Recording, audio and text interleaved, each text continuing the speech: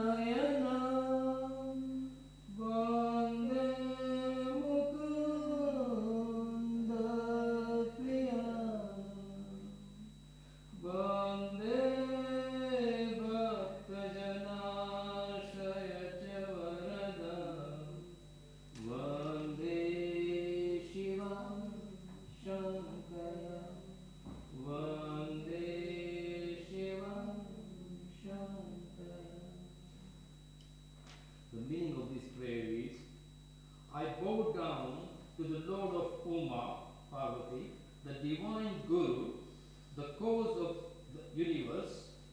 I bow down to the Lord who is adorned with snakes and wears tiger skin, the Lord of all the creatures.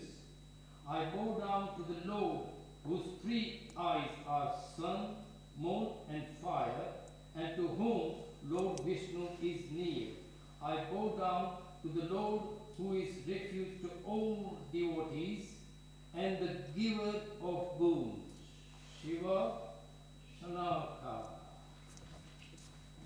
Thank you. Thank you both very much indeed. Thank you.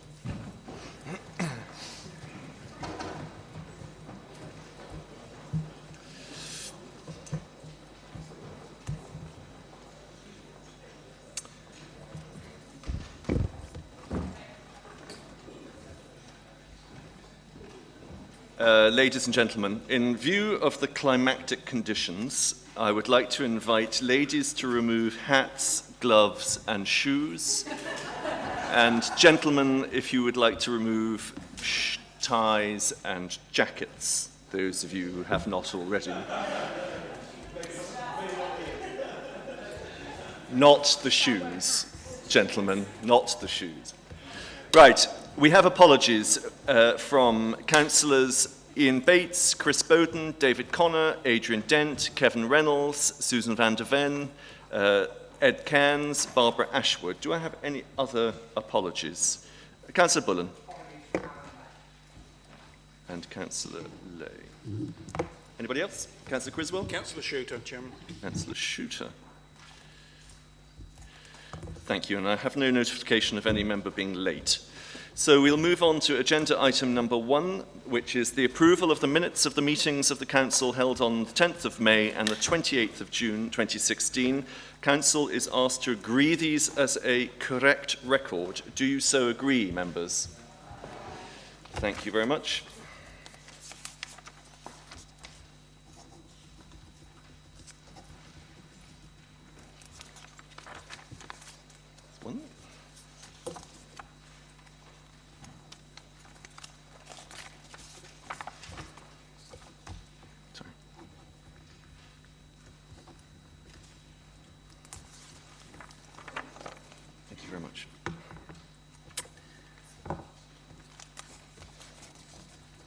I have a few announcements to make today. Firstly, I would like to welcome members of the public to this meeting of the Council. You're very welcome, and I hope you find this meeting of interest.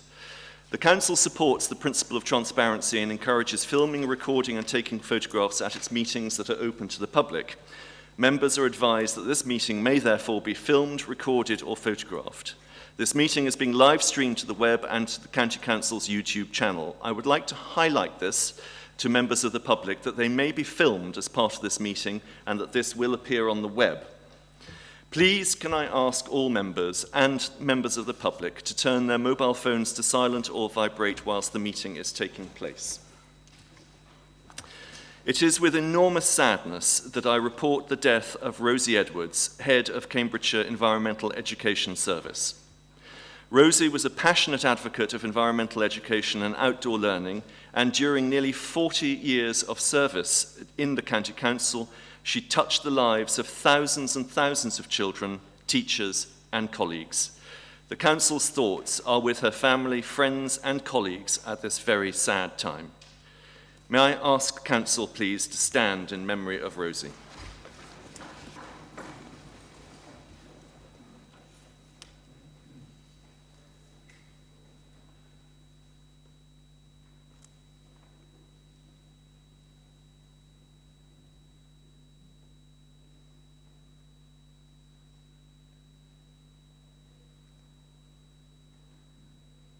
Thank you.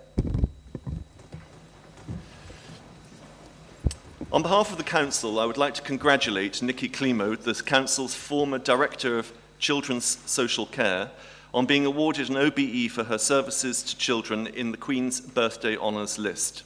Nikki, together with colleagues, was instrumental in turning around the fortunes of Cambridgeshire's safeguarding arrangements from inadequate to good in less than 2 years. Council will be pleased to note that Cambridgeshire County Council, working with SPICE, has won a Municipal Journal Award for community engagement for their Time Credits programme. Led by the Council's Strategic Marketing, Communications and Engagement team, social enterprise SPICE, colleagues throughout Cambridgeshire County Council and partners, they beat a host of other councils to scoop the top prize for excellence in community engagement. This award is a real celebration of the volunteers taking part in the initiative who've given thousands of hours of their time throughout Cambridgeshire to make it a success. Although Cambridgeshire has always been an innovative council, members have been keen that it increases the pace around transforming the authority to meet the financial challenges that we are all too well aware of in this chamber. That is why I'm pleased to announce that the transformation programme has kicked off, including informal workshops with members on bringing forward ideas that could potentially save millions of pounds, protect frontline services, and deliver services in a way that benefit our communities. Staff are also playing a vital role as part of this transformation programme, and an internal ICANN campaign has been launched by the Chief Executive and strategic management to help with them, encourage ideas to come forward and empower them to help improve the Council. I am delighted to report the Council's Adult Learning and Skills team have been graded as good after a recent Ofsted inspection. Very few organisations have maintained their good status through the changes to the inspection model and through a restructure of a service. On behalf of you, Council, I would like to thank Lindsay Hayward-Smith, Head of Adult Learning and Skills, and her team for what they have achieved. The theme of this year's Summer Reading Challenge is The Big Friendly Read, which is being launched on the 16th of July. Children are asked to read any 6 library books through the summer holidays and can collect a Roald Dahl character postcard each week. A certificate and gold medal will be awarded to all children who finish the challenge. Last year, 3,500 children took part in the challenge. This year, given the year-long global Roald Dahl 100 celebration of the world's favourite storyteller and considerable interest already shown by schools, a record number of participants are anticipated. Council will wish to note that Open Plus will soon be available for public use at St Ives Library. The Council is trialling this innovative self-service library system that allows access to library resources outside staffed hours. Open Plus will allow for the reinstatement of Sunday afternoon opening hours and additional hours on Thursday afternoon. If the system is successful at St Ives, it could be installed at other libraries to enhance current opening hours, offering a more flexible, efficient, community-driven service. I was honoured to welcome 4 royal guests to Cambridgeshire recently on behalf of Cambridgeshire County Council. On Thursday, the 23rd of June 2016, Her Royal Highness the Princess Royal visited St John Ambulance to open the Goodman Centre, the charity's new headquarters in Cherry Hinton. The centre, which is used for training by the Cambridge City, Cambridge Eastern and Cherry Hinton units, along with the City Cycle Response Unit, is named after the late Anne Goodman, who was instrumental in setting up St John Ambulance in Cherry Hinton. On Sunday, 3rd of July, His Royal Highness the Duke of Gloucester attended a service and parade in Ely Cathedral as Colonel-in-Chief of the Royal Anglian Regiment for the annual reunion of the Royal Anglian Regiment, which this year also marked the centenary of the Battle of the Somme. On Wednesday, the 13th of July, Her Majesty the Queen, accompanied by His Royal Highness the Duke of Edinburgh, officially opened the East Anglian Air Ambulance's new operational base, the Egerton Smith Building at Cambridge Airport, which is named after the charity's founder and president, Andrew Egerton Smith, MBE. And that concludes my announcements.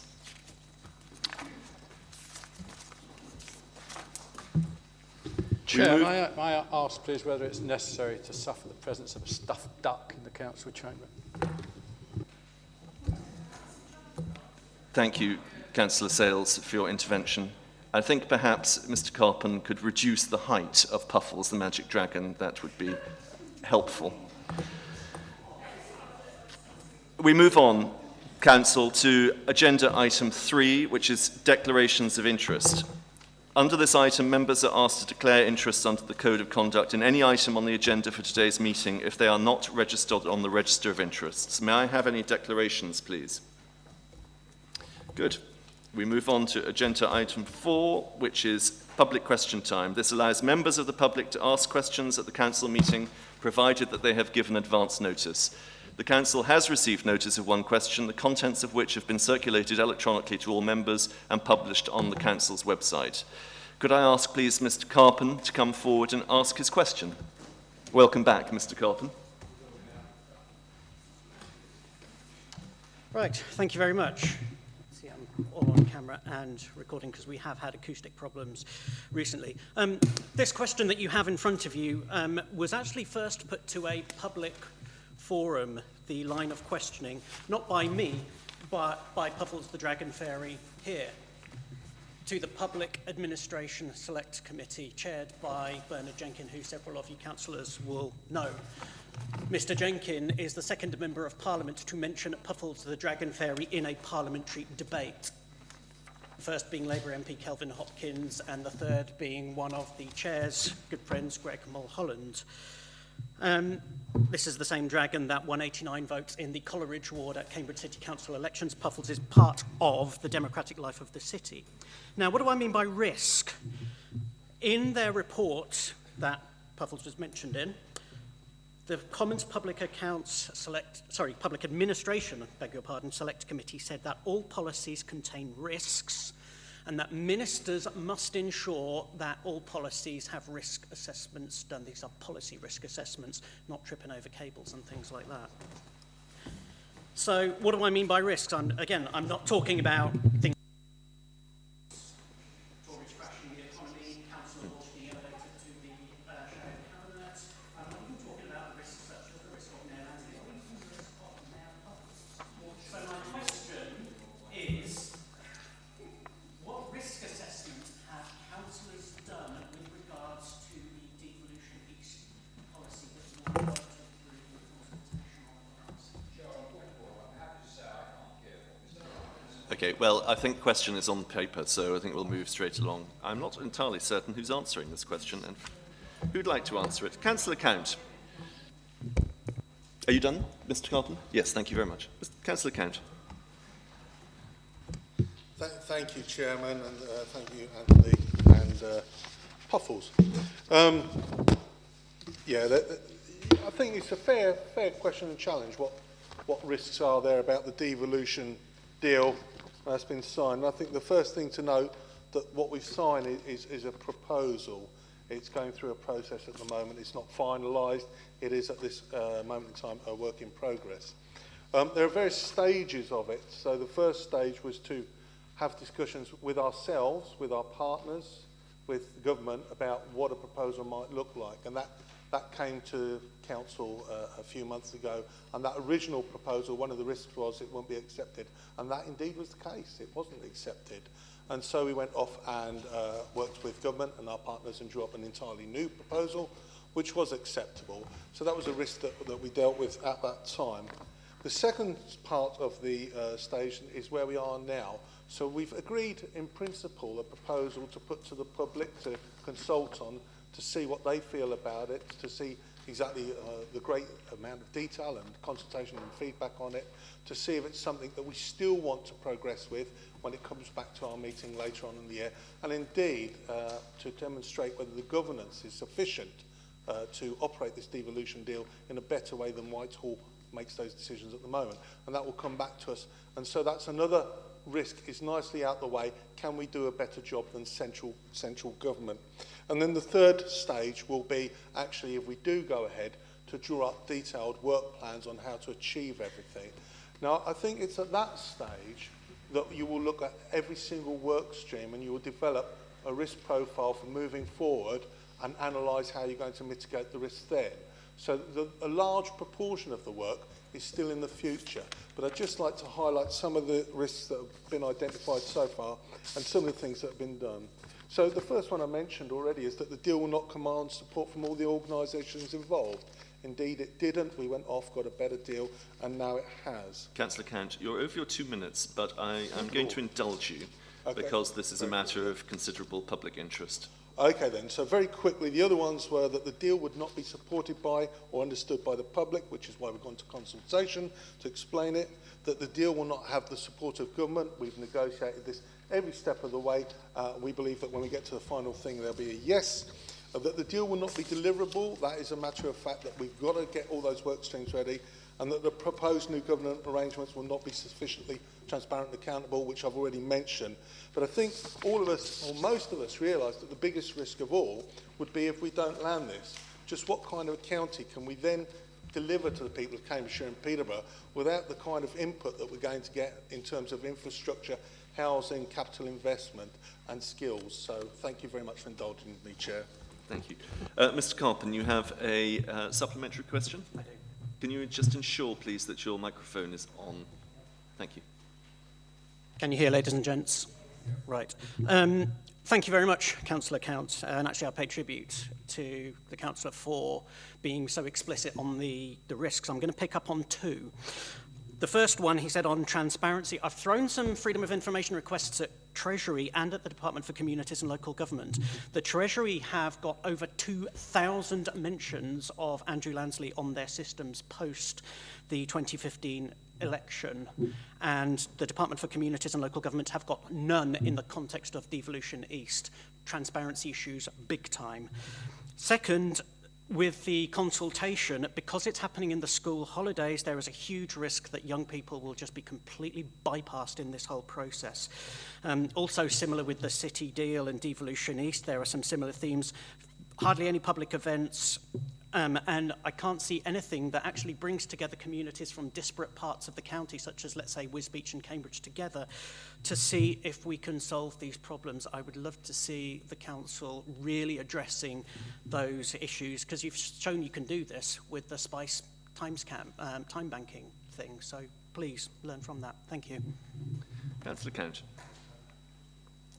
Yes, thank you. I can't answer for government, and if 4,000 mentions aren't enough, I can't really answer on that. But in terms of transparency for the organisation, one of the things that we were keen on here when we actually passed the mandate, the last thing, was overview and scrutiny. And when we come back in October, we'll have that a lot more fleshed out so that we can see transparency going ahead.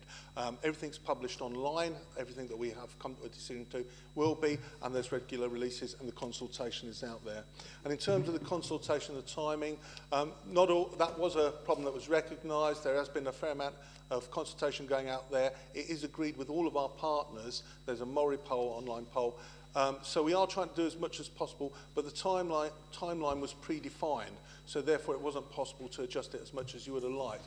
But I'm sure, because the consultation is being carried out by each and every one of us, forming one massive thing, I think that will be quite useful, the answers we get back. And in terms of working together, I think we've already experienced a greater bonding between certainly the county council and district councils from going through this process. Us being in the same room together sometimes identified other areas that we can work together. So I think it's a positive process that we've been seeing here. Thank you.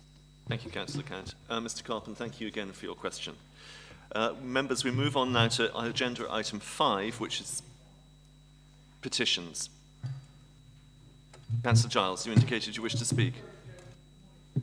Oh, right. Mr. Carpen, could you switch your mic? Thank you. Agenda item 5 is petitions and allows members of the public to present petitions in accordance with the agreed protocol. I am proposing to take one petition from the public. Details of the petition have been circulated electronically to all members and published on the Council's website. The petition relates to the proposal to widen Milton Road. It was received by the deadline to allow a spokesperson to speak and contains over 3,000 signatures, so the petition organiser or their nominee will be able to speak at this meeting. As set out in the Council's petitions scheme, the petition organiser has asked for his petition to be debated at this meeting. So could I now ask the petition organiser, Mr. Charles Nisbet, to speak to the petition? You have 5 minutes. Thank you. Thank you, Chairman. Please let me know if you can't hear me. It's quite a long distance from the microphone. This petition was drafted in the middle of winter when the first proposals became known for the destruction of Milton Road as we know it. It's acquired 3,356 signatures, half of which are online and half of which are in hard copy, obtained by a lot of hard work by your voters throughout the town.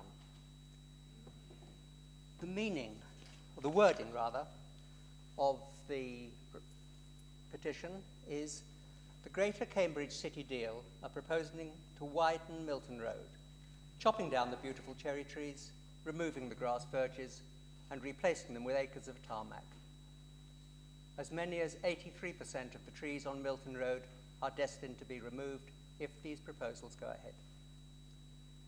The local residents are horrified that their avenue will be turned into a treeless corridor, closing key routes into side streets and splitting the community in two. Recent research has encouraged towns and cities to plant trees and shrubs along roads, citing the environmental advantages not only for air quality, but also for the well-being of citizens by reducing stress. Grass verges, in addition to tree roots, help with drainage problems. Some cities in the UK have actually changed their road layouts to incorporate trees. Cambridge should be at the forefront of such developments. There are many alternatives to widening the road. Now, as you heard, that was addressed to the city deal. So why am I bringing it to you, the County Council? Well, the reason is that when you delegated to the city deal, you delegated authority for the exercise of their functions. You actually said to delegate exercise of their functions to the executive board to the extent necessary to pursue and achieve the objectives of Greater Cambridge City Deal. You didn't delegate responsibility. Indeed, I don't believe you can. So the ultimate responsibility for those functions, including highways, remains with you. The second reason is that when City Deal comes to an end, either in its natural course, or if it hurries because they run out of money, or because the changed attitude of the new Prime Minister suggests that we no longer give to those who have, but they move money elsewhere. If that happens, you will be left dealing with the outcome. If that includes the wreck of Milton Road, there will be a lot of very angry voters whose ire will be directed against you, of course, not against the non-existent city deal. And the third reason relates to funding. The latest version of the Do Something plans for Milton Road appear to show not that 83% of the trees will be removed, but that every tree will be removed. Some will be planted, though only on one side of the road. But it's completely unclear whether or not the Greater Cambridge City Deal's funding will allow it to pay for tree planting. Is that transport infrastructure? It might well be argued that it isn't. So, if they cut down all the trees and then say, but we're not allowed to replant them, you will be presented with a very short-term decision as to whether or not you are going to fund a lot of planting of new trees to replace the ones that could have been left there. So that's why I think it's your business. What do the residents want their county council to do? Well, we think you ought to exercise a measure of oversight of the city deal by requiring regular reports from them about issues that affect you. Secondly, and this is an odd one, we think you ought to remind your officers who it is that takes the decisions at Shire Hall. I would have thought that was an extraordinary and unnecessary remark, but one quite senior officer of the council was recently heard telling a local pressure group that they didn't have to bother about the fact that they weren't on local liaison forums and so forth, because ultimately the decisions would be taken by the officers. I don't think that's right, and I don't think you think that's right either.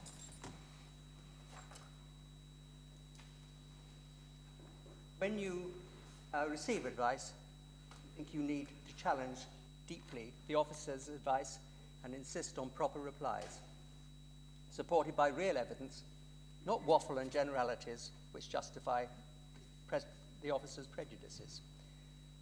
Above all, we think you ought to delay any irreversible destruction of the existing trees and verges until all other methods of resolving the congestion problem have been properly tried and tested.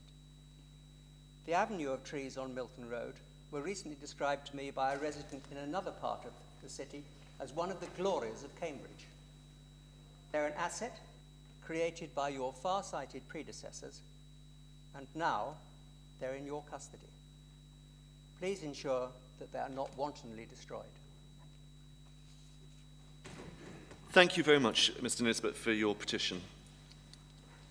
Right, members, the petition can now be discussed for a maximum of 15 minutes if you desire. You will need to decide how to respond to the petition at this meeting. Councillor Scutt. Thank you.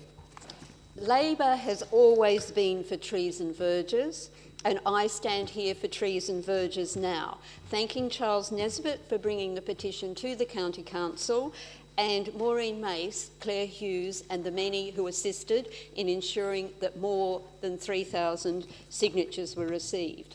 I note Labor's support for trees and verges because I want the City Deal Board and the Assembly and us here to remember this history, affirming this country's past commitment for trees and verges, a commitment that must be present and future for the City Deal, Milton Road, and the wards and divisions surrounding. The Garden City movement led into the New City movement, and it wanted everyone to have the free gifts of nature, fresh air, sunlight, breathing room and playing room in all needed abundance. Renowned Labor and Fabian member H.G. Wells wanted for everyone all the beauty that is here and more also, and none of the distresses. Even one of our Fabians died in support of trees. George Bernard Shaw was trimming an apple or cherry blossom in his garden and fell, and consequently he died of pneumonia, which often follows the hip breaking that affected him. He ended his life in that way. The Attlee government introduced the New Town movement complementing garden cities. The New Towns Act of 1946 and Town and Country Planning Act 1947 created a revolutionary machinery for positive town construction. 28 new towns were constructed over the next half century, with Labor ministers determined to bring the project to fruition. Hugh Dalton, Richard Crossman, Anthony Greenwood. Trees at roadside, along verges, and pedestrian and cycle segregation are major new town features, together with well-treed extensive parks and green wedges lined by trees and verges coming into the centre of town. We have an assurance that trees, verges and public realm will be included in every workshop for Milton Road Local Liaison Forum, and this is the message coming from us here at the County Council to the City Deal Board and Assembly. Trees matter, verges matter, trees count, verges count. They count for Cambridge, they count for Milton Road. We want, and I will be asking a commitment from the City Deal Assembly and Board that if in the end construction requires removal of any single one of the trees in Milton Road, then the City Deal monies return to Milton Road, mature trees lining Milton Road's verges, making Milton Road the impressive vista it should be, a lead into Cambridge of which all of us can be proud. And I commend the petition to the county, and I ask that the county send it to the City Deal Board and Assembly as coming from the county because of our having delegated the matter to the City Deal Board. Thank you. Thank you very much. Councillor Hunt. Thank you, Chair. I think I'd have to declare an interest in this matter as I was actually born in Milton Road, and therefore it's always been a very special entrance to Cambridge for me. I think Cambridge is special. Cambridge is unique, and it isn't Harlow or Milton Keynes. And I think the city centre is approached by roads and vistas, not by transport corridors. And I think that we should be aware, and in this case I'm urging balance and reasonable thought, because Cambridge is not just a place to do business. It's a place where people have homes and they want to have communities that thrive, and they are not just houses along a route into a trading centre. I think there is potential huge damage being done to our environment if these trees are needlessly attacked. And I recognise the need to move people around for the benefit of business and private lives. I do, however, have experience with this mini Holland experience in the London borough of Waltham Forest. And it's a nightmare. It's an Orwellian nightmare. Only the main roads work. All the back roads are blocked up. So when there's a traffic accident, the emergency services can't get there. They can't get the people into hospital. Please be very cautious about this mini Holland. Add to it the PCCPs, which really sound lovely, and workplace parking levies, and you end up with a place that people are not going to say, let's go to Cambridge. They're going to say, let's avoid Cambridge. It's a nightmare. So I'm actually urging that a really considered view is taken by the City Deal, and they do recognise that support for this vista and these trees comes not just from one side of this chamber, but across the chamber, and it comes from me. Thank you, Councillor Hunt. Councillor Onasanya. Thank you, Chair.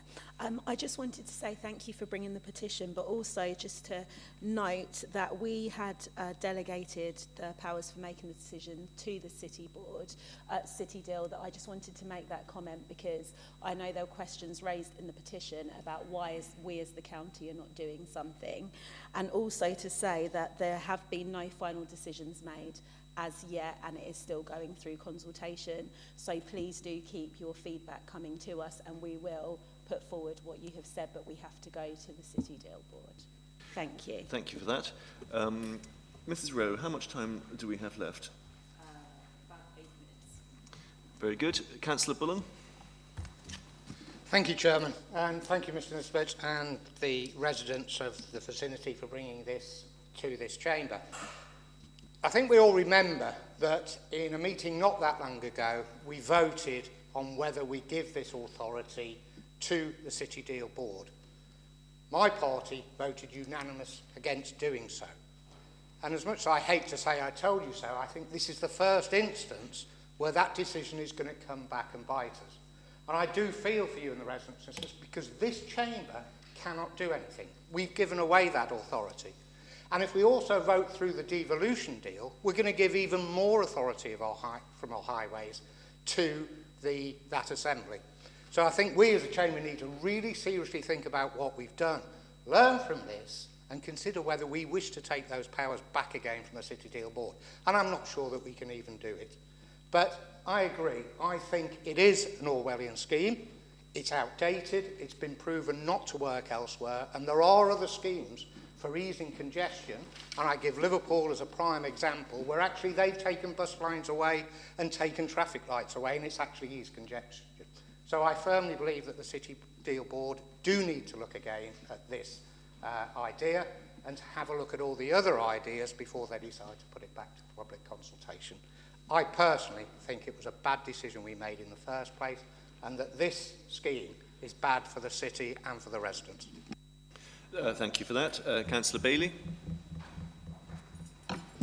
Thank you, Chairman. I welcome the petition. It's the view of the local people about their area, and they clearly care about it passionately. I would welcome some clarity about the legal situation, about the issue that has been raised by the petitioner on the delegation. Ultimately, I believe this authority retains overall responsibility for highways. So I think perhaps away from this meeting, I would welcome some clarification on that. I've got great sympathy with the plight of these trees and the residents who care about them. You know, it's not easy. If you're the one asked to cut it down with the chainsaw and it's in your area, it's unbelievably difficult, and trees are really important.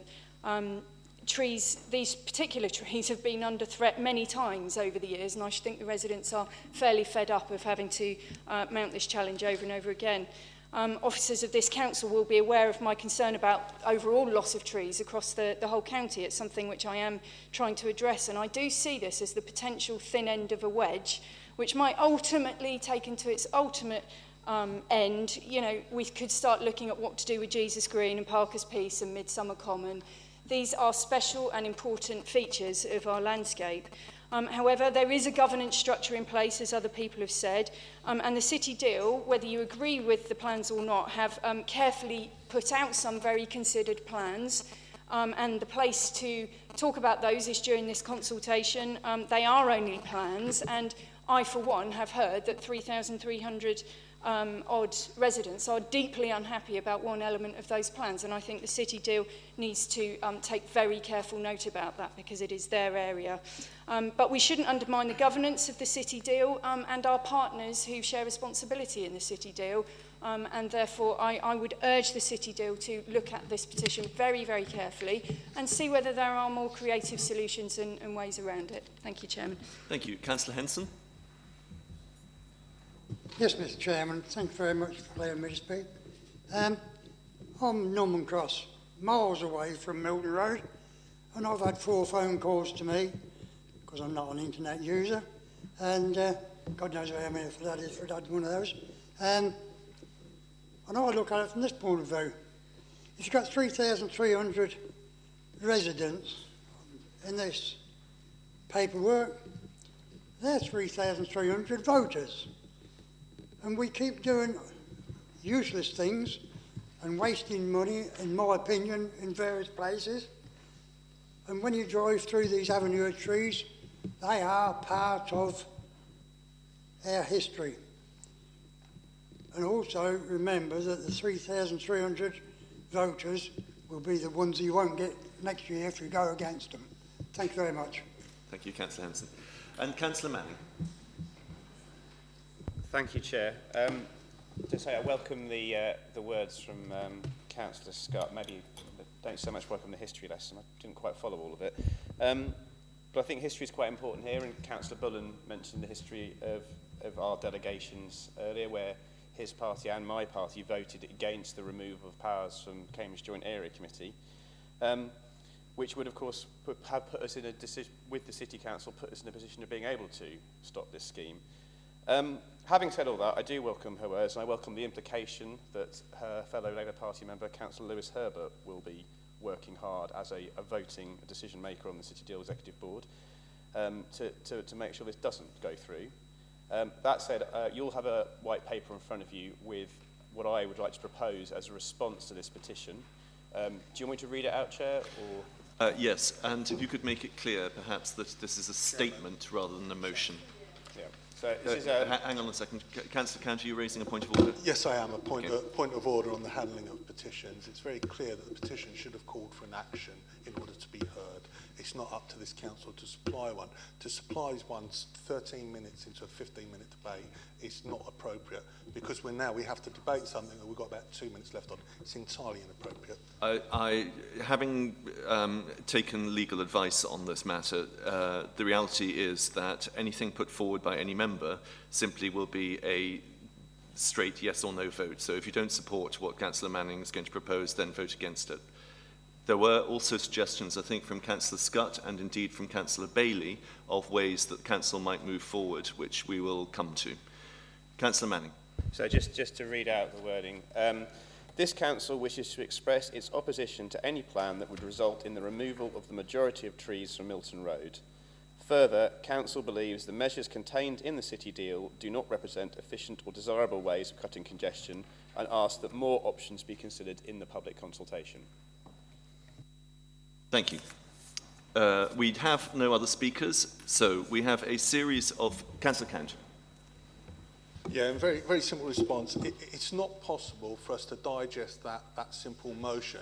For example, it talks about the majority of trees, so we don't know what schemes would or would not happen if the majority of trees were there, etc., etc. It's simply not possible to come to a rational decision.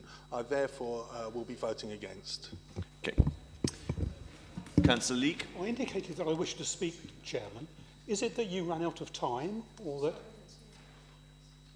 Very sorry, Councillor Leake. You did, and I did not write your name down. I do apologise. If you can keep it brief, then I shall, as form of apology, allow you to rise. That's very kind, Chairman. I should just like to make some very quick points. As Councillor Bailey mentioned, it's not the first time it's come to this chamber. I remember with colleagues opposing a similar move when I was Councillor of West Chesterton, and I'm glad that we were successful then.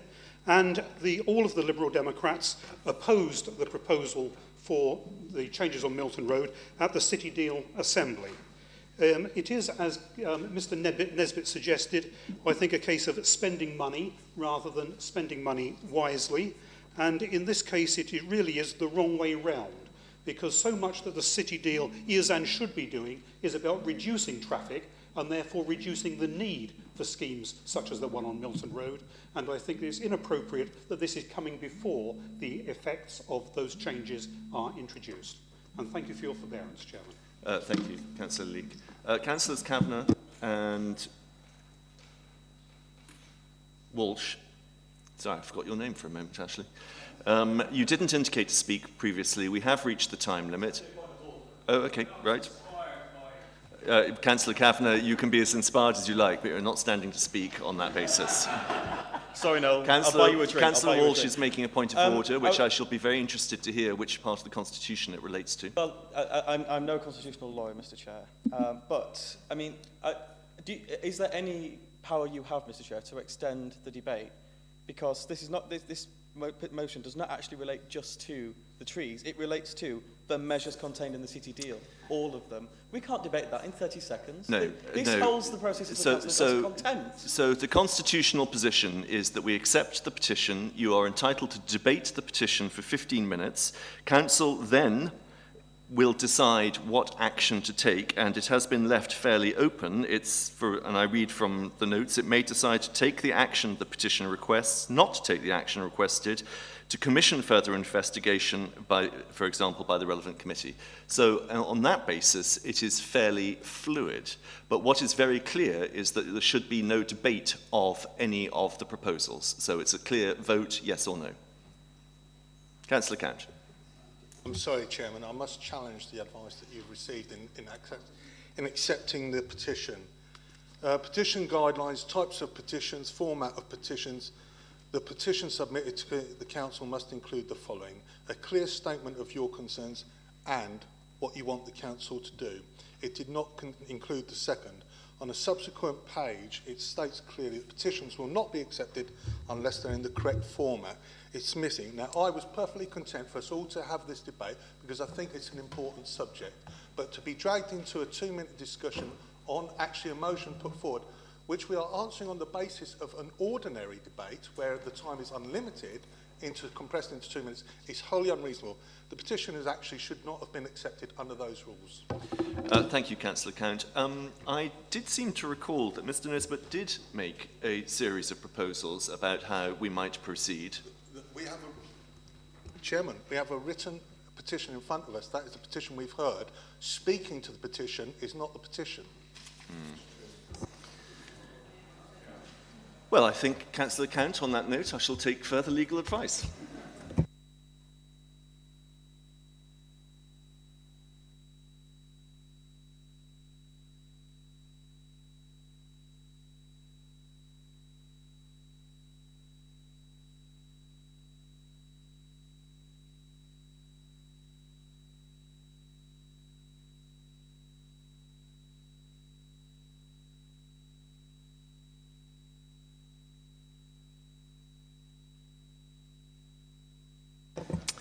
Right. Councillor Count, I think the first point I would make is that this would have been a more useful point to raise before the meeting began, or indeed at the beginning of the debate. But anyway, given that it wasn't, the way I intend to treat this is as follows. Councillor Manning has put forward a statement that he wishes the Council to vote on.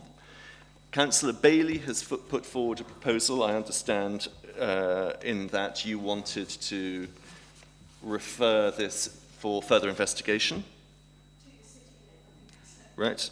And Councillor Scott put forward initially the fact that you wanted to put the City Deal Board to take our views into account. Was that we refer the petition to the City Deal Board with our imprimatur that we want them to take it into account. Yes. In which case, we will now take votes, and we will take 3, and we will take them in chronological order. We will start with Councillor Scott's proposal. We will then move on to yours, Councillor Bailey, and then we will move to Councillor Manning's. And it's up to... Do you wish to drop yours on the... Okay. We will then have 2 votes. The first will be on Councillor Scott's proposal. Members, please pay attention because I don't want to have to go through this again, frankly. We will take a vote, firstly, on Councillor Scott's proposal, or suggestion rather, that this is referred to the City Deal Executive with the views as expressed in the Chamber. And the second vote will be on the statement, it is not a motion but a statement, as submitted by Councillor Manning. And it is up to you to vote yes or no in support of either of those 2 positions. Is everybody clear? Yes. Mrs. Rowe, please. Would members please press the button marked present? Members in favour of Councillor Scott's proposal, please press the button marked yes. Members against Councillor Scott's proposal, please press the button marked no. Members wishing to abstain, please press the button marked abstain. Chairman, I'm now closing the vote. The result of the vote is 54 votes in favour, 2 against, no abstentions. The proposal is therefore carried. Thank you, Mrs. Rowe. Councillor Manning, do you wish still, Council, to vote on your statement, or are you happy for what we have just agreed to go for? Yes, I absolutely would like a vote on my statement. Okay, thank you. Mrs. Rowe, if you'd be so kind. Would members please press the button marked present? Members in favour of Councillor Manning's statement, please press the button marked yes. Members against, please press the button marked no. Members wishing to abstain, please press the button marked abstain. Councillor Hewlett.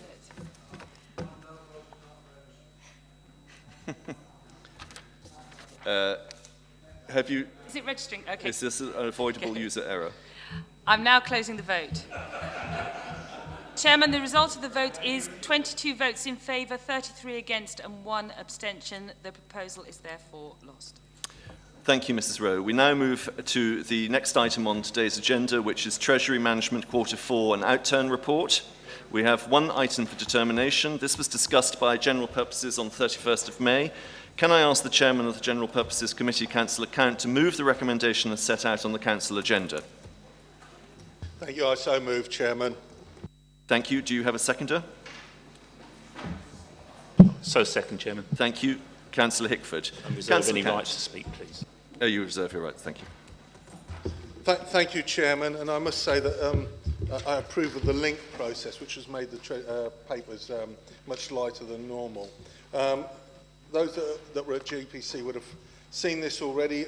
We're now recommending it to Council for approval. Main highlights for the quarter were investments returned received on cash balances. They were favourable to the benchmarks. Return of 0.65% was achieved compared to the 3-month LIBID benchmark of 0.46. I want to highlight the overall underspend of 12.666 million for debt charges this year. This was primarily and largely due to the 9.8 million, which was directly attributable to a change in a minimum revenue provision, which was a policy approved and implemented during the year. Careful management of the Council's finances meant the cost of long-term loans have also been avoided, generating a net 0.2.8 million. The significant UK headlines of the financial outlook in the paper were generated from March 2016. And I think that most of us would reflect that the world that we live in today is very different after what was actually only a very few short months. Most notably, there was mention of the prospect of a rate hike being moved off from late 2016 into early 2017. And of course, we've heard a lot of conflicting information since then. And also that the Chancellor had penciled in even more fiscal austerity in 2019-20. Well, we've seen a different Chancellor since then and possibly sending out a different message. So although the papers are for noting and approving, I do hope that we reflect that they were written and correct at the time of the information in front of them. I have nothing further to add, but I'm quite willing to take any questions of detail. Thank you, Chairman. Thank you, Councillor Count. Do I have any speakers? Councillor Mason. Please remain seated, but do pop on your microphone. Thank you. Thank you, Chairman. I normally, when it comes to any debate upon this quarterly report, express severe doubts about the level of council borrowing. I am delighted to say, looking at this report, that the overall levels have come down considerably, and I would like to pay tribute to that. At 4.2 in the report, it says the likely reasons are due to a combination of slippage in the capital programme. There is, as it were, a sort of cautionary note here, because we have a number of capital programmes which are slipping at the moment, and I did notice that we authorised additional borrowing in respect of the Littleport school situation, and of course we have the situation at Northstowe where the council's cash flow has been jeopardised by basically the development being delivered late. Nevertheless, this is a good report and it is a trend in the right direction, and I hope we will continue to get the levels of borrowing down. I think we should not, somewhere in the report, I saw reference to the current interest rate environment. I think we should not fall into the trap of saying that money is cheap at the moment. I think we must continue with this trend in trying to get the council's debt level lower, and for that reason, instead of abstaining, I will certainly support this, Chairman. Thank you. Thank you, Councillor Mason. I have no other speakers. Councillor Hickford, your moment has come. Councillor Mason happy with a financial report and the level of borrowing? I have nothing to add, Chairman. Members, there's been no... Councillor Cant, did you want to sum up? Thank you very much, Chairman. Yes, thank you very much for that ringing endorsement. In fact, it's a prediction of mine that this will normally be quite a dry subject if it weren't for your interventions and help in understanding this. But I do think you've picked up a few kernels of truth there. I can reflect that our borrowing, our authorised borrowing was £660.3 million, but our capital financing requirement was only, I use the word wrongly, scrub only, our capital financing requirement at March 31st was 554 million, so a gap of 106 million. And of that, 195.9 million was internal borrowing, so we didn't go to outside markets on that. I too very much share concerns with Councillor Mason about the slippage. Slippage kind of comes across as a good thing. When you read the report at the end of the year, you had some slippage, so you save some money on borrowing the money. The truth of the matter is, when projects slip, they often cost more in the long run because the prices have gone up to deliver them. So it's a major area of concern. This has been raised at SMT. I'm very pleased to say that Chris Mallion, our financial officer, has constructed a group specifically to look at the delivery of capital finance projects, and it's very much more at the forefront. However, slippage occurs. It is inevitable. At Liverpool Port, I'm working from memory here, but I believe that was flooding on an adjacent site. But that kind of thing, whether it's Little Port or not, does happen. So it is good to see that we are taking a bit of a firm hold on that. So that's all I've got left to say. Thank you very much, Chairman. Thank you, Councillor Count. Members, nobody's spoken against this, so can we accept this by acclamation? Thank you. And now we move on to agenda item number 7, which is motions under Council Procedure Rule 10. One motion has been submitted. The motion has been submitted by Councillor Netzinger. Can I ask Councillor Netzinger to move and speak to her motion as set out on page 2 of the Council agenda? Thank you, Chairman. Over the past few weeks, since the result of the referendum on the membership of the European Union, a huge number of things have changed in British politics. I realise that there will be differing views in this chamber, as there were in Cambridgeshire and in the rest of the country, about the result of that referendum. This motion is not a rerun of the arguments which were made in the referendum, and nor is it a challenge to the outcome. I hope there will not be any disagreement in this chamber about the first part of this motion.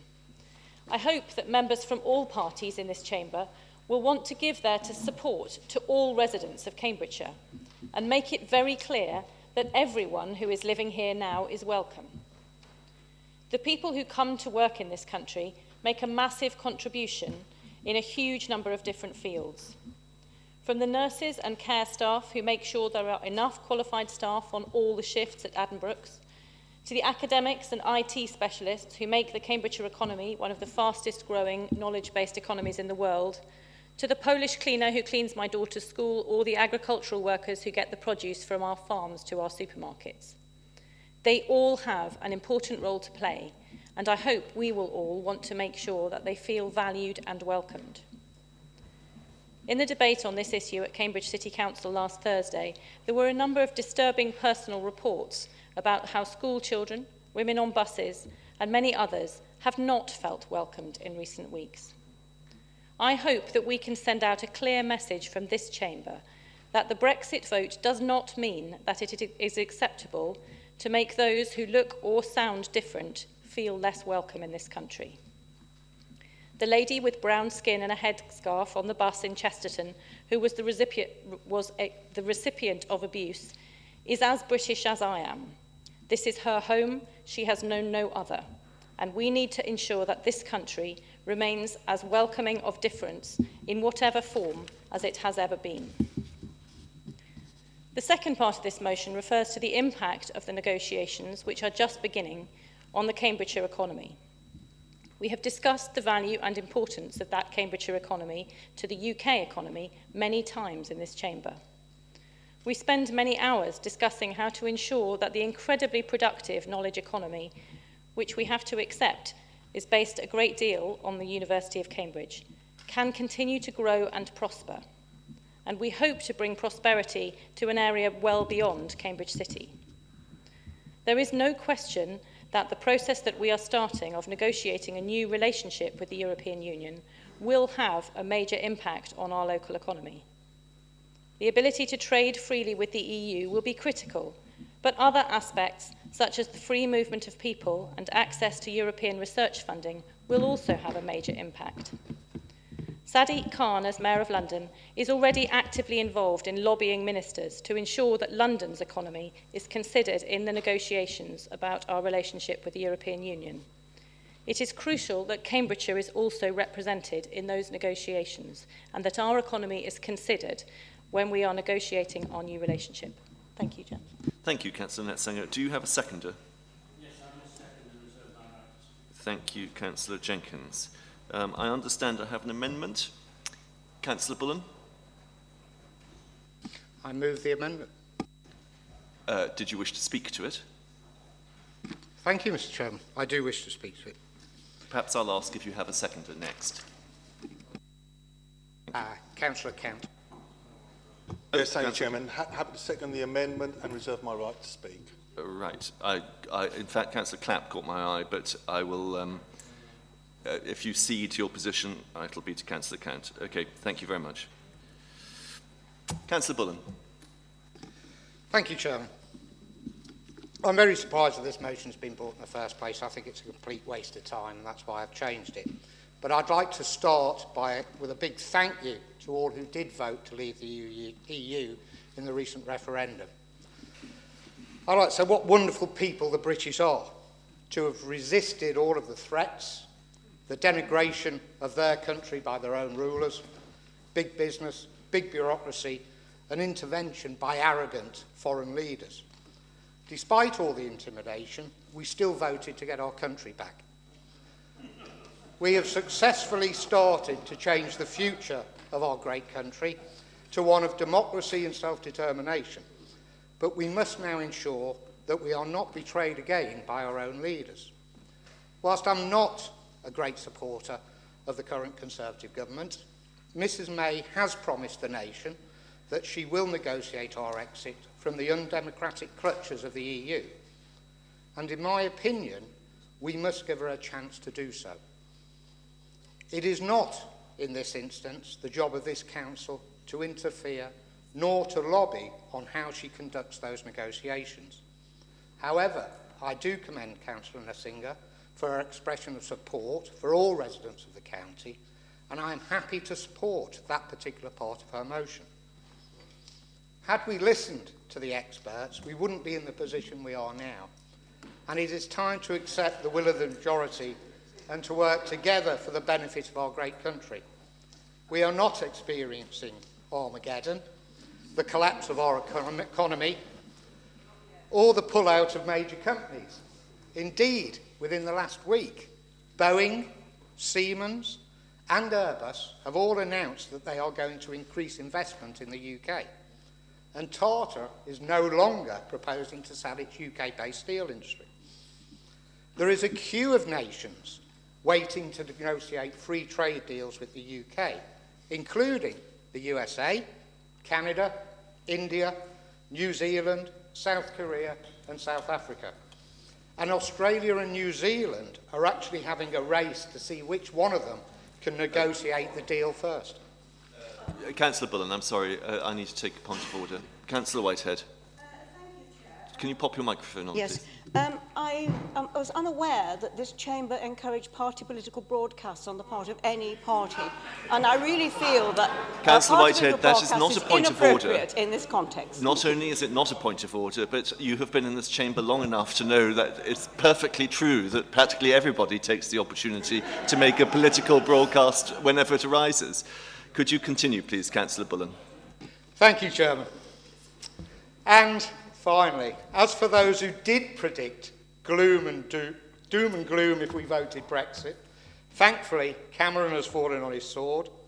Osborne has crawled into an ex-chancellor's hole where emergency budgets are not required.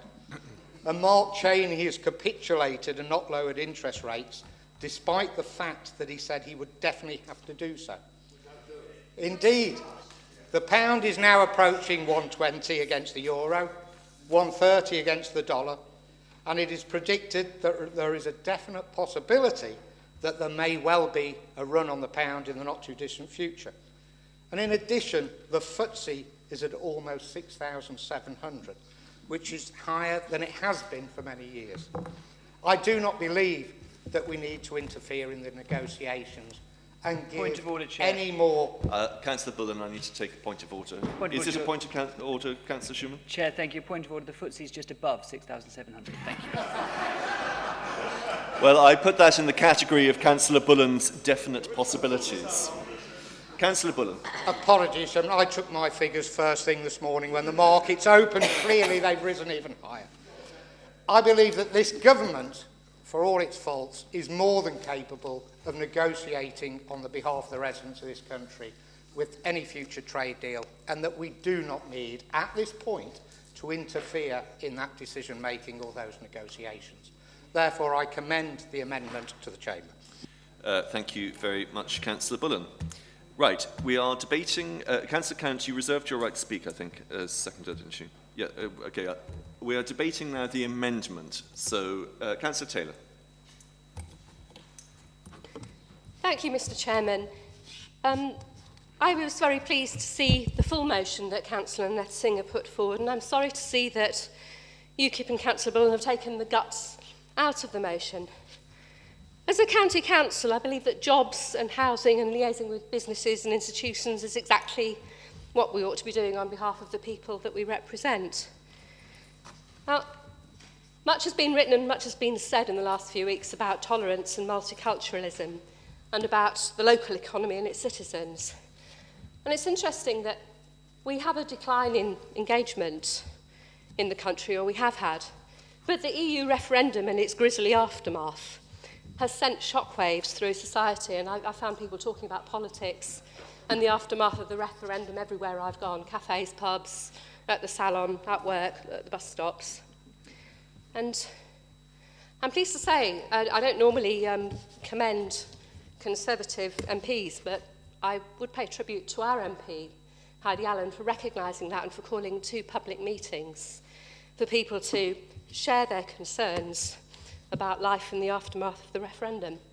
So I took a trip to the first of those 2 meetings in Camborne one Saturday afternoon, and just to let you know, I do sometimes go to Camborne, and Madam Vice Chair knows that I was there. It was a sell-out show. I understand 500 people turned up, although there wasn't room for them all to be there. And videos which Mr Carpen kindly produced have had 10 views an hour. I think that shows not just the strength of concern about the various issues amongst the people who've tried to attend and who did attend, but amongst those who were unable to do so. There were many, many concerns, but many of them relate to the things that are mentioned in the amendment about jobs and housing and trade. Just in the city of Cambridge, we've got 9,000 EU nationals, and by that, I don't include those of us in the EU, but from other EU national states. 12% of Addenbrooke's Hospital has staff from other EU nations, and 27% of Cambridge University postdocs, and we also have Anglia as well. Other big contributors to the local economy, not just in Cambridge, but throughout the county, are our language schools and tourism in Cambridge, Huntingdon, Ely, and the rural villages too. And then there's the impact on science and research. All of these require movement in order to flourish, and confidence and certainty. Well, I believe that trade means jobs, and jobs also means homes. It's very unsettling for people who are looking at getting mortgages or dependent on jobs and the future of those jobs at the moment. It's also affecting family life. There's many people who marry across different UK states. They want to know that their partners have got permanent rights to remain and that their children may be able to visit home countries as well. We are surrounded by a vast sea of uncertainty at the moment.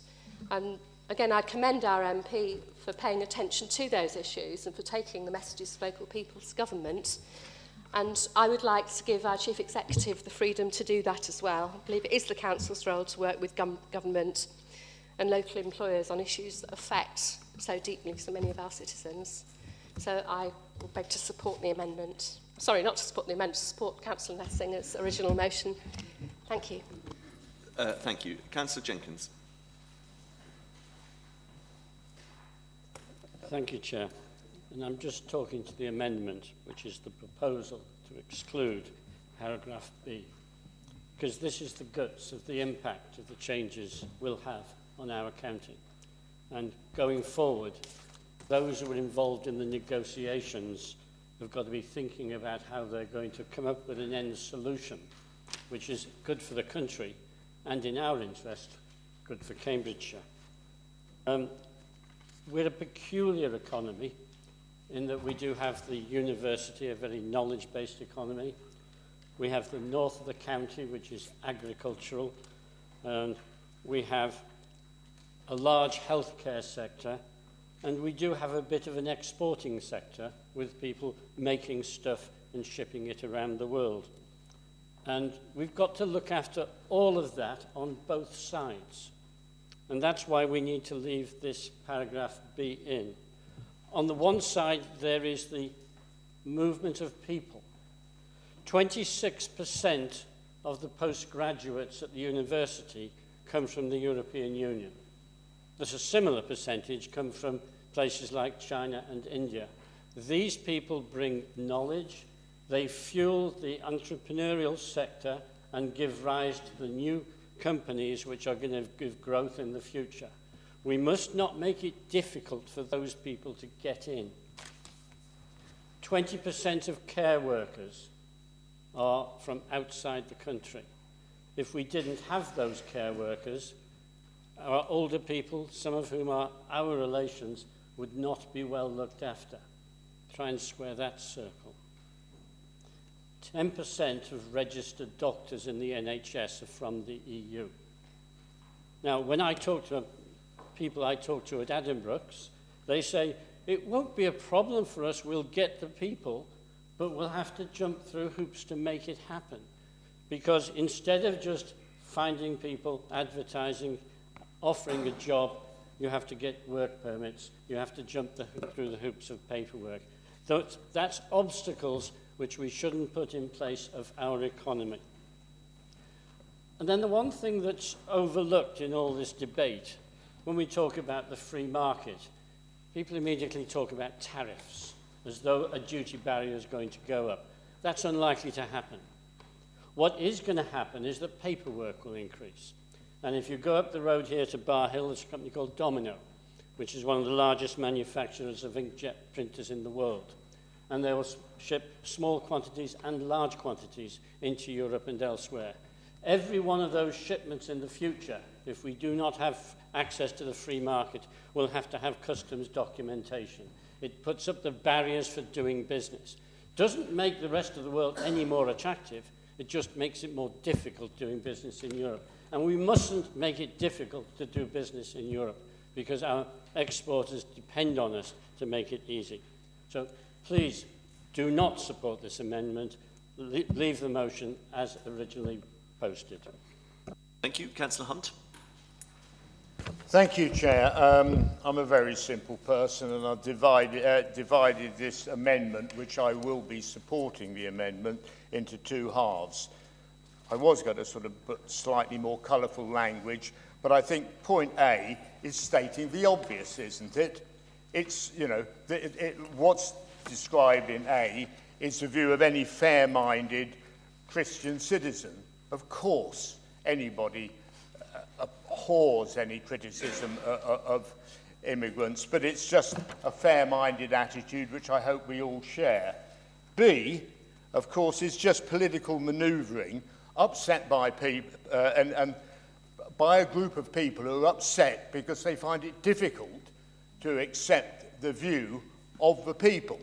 And the people quite clearly said, we vote to leave. And the group over there can't accept that reality. And this is just, B, is just political manoeuvring. Thank you, Councillor Hunt. Councillor Chapman.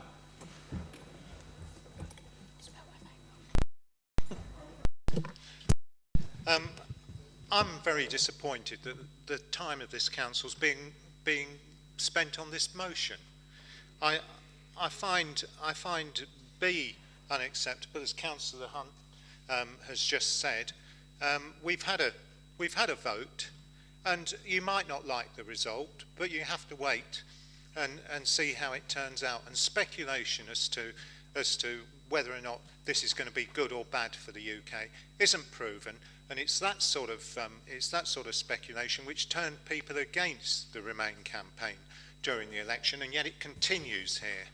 And I don't think the council should be asked to endorse Part B. I want to speak on Part A, but I can do that later. Okay. Thank you, Councillor Chapman. Councillor Clapp. Thank you. I, as you know, live in Wisbech. My son is British. My daughter-in-law's Latvian. Now, she has said there's no change at all in her community since we voted to leave.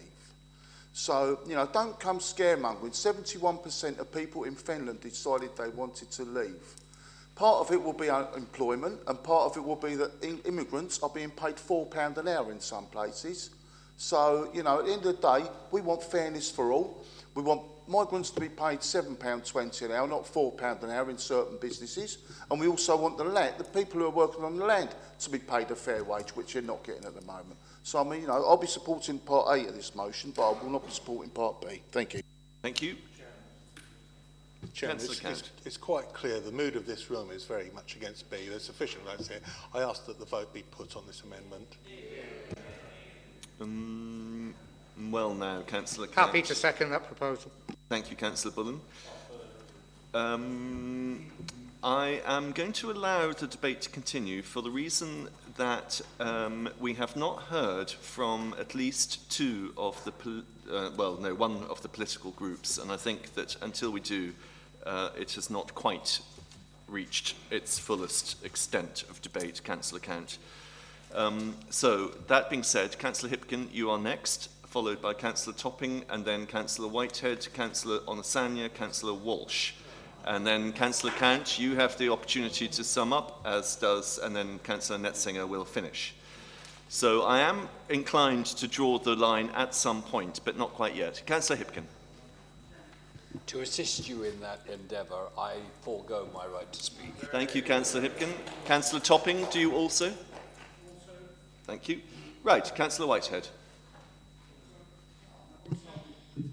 Thank you, Chair. I just wanted to raise an issue which is not necessarily talking about businesses, but is in a way because I want to talk about people, and it relates therefore to both halves of this agenda. Before I retired from the university, I was and still am a fellow of Wolfson College, and I was a senior tutor, which means I was admissions tutor. And that college is the most cosmopolitan one in Cambridge. We have pupils from 47 different countries, many of which were from the European Union through the Erasmus programme, which is about student exchange, where students come to study here and British students go and study abroad. And therefore, in that sense, it is a kind of trade. It is a trade in people, it is a trade in ideas, it's a trade in knowledge. But for me, what was most important about that, and that is why I think we really want to make sure that schemes like this continue, is that it is with young people getting to know one another, living together, working together, being in the same kind of communities together, that you create tolerance and understanding of different cultures and different nationalities and different kinds of ideas. And those seem to me to be absolutely crucial, because it's that kind of tolerance and that kind of understanding that largely makes redundant extreme right-wing parties that peddle prejudice and intolerance throughout the globe. And therefore, I would hope that we would urge the government not only to look at the trade in goods and finance or whatever, but also this kind of, if you like, trade in people, in exchange, in ideas coming from Europe and our ideas going out to Europe in a state of tolerance and of cooperation. And because I think those things are as critically important as the trade in goods and services, because it is if we can get young people to understand about different cultures, about working together, then we stand a much better chance of reducing the prejudice and intolerance and many of the acts of violence that we have seen of late. Thank you, Chair. Thank you. Councillor Onasanya. I will speak when it goes to the main debates. Thank you very much. Councillor Walsh. Right, in which case I think we will move to a first vote, which is a procedural item, that the matter now be put. Mrs. Rowe? No.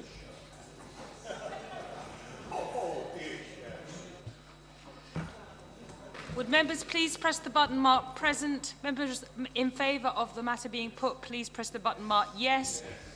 Members against, please press the button marked no. Members wishing to abstain, please press the button marked abstain. I'm now closing the vote. Chairman, the result of the vote is 43 votes in favour, 13 against and 1 abstention. The vote is therefore carried. Thank you. Members, we now move to a vote on the amendment, which is as set out in your order paper from Councillor Bullen. Mrs. Rowe? Would members please press the button marked present? Members in favour of the amendment, please press the button marked yes. Members against the amendment, please press the button marked no. Members wishing to abstain, please press the button marked abstain. I'm now closing the vote. Chairman, the result of the vote is 34 votes in favour, 20 against and 1 abstention. The amendment is therefore carried. Thank you, Mrs. Rowe. We move back in that case to the amended substantive motion, and I think I had some people who wished to speak to this. Councillor Onosanya, I think you were first. Thank you, Chair. I just wanted to make a statement from some of the comments I heard. When you're saying that people are fair-minded and that they're open and they're accepting, it's one thing when everyone looks the same and you think that everyone's accepting. But when people make comments like, we voted out, why are you still here? You realise that actually everyone's not fair-minded and everyone's not open. And sometimes you have to state the obvious because common sense isn't all that common. So sometimes you have to say to people, we're actually standing against that point of view. We collectively do not agree that it's okay to be prejudiced against a particular person just because of how they look or they sound. And that's the only comment I wish to make. Thank you, Councillor Onosanya. Councillor Scott?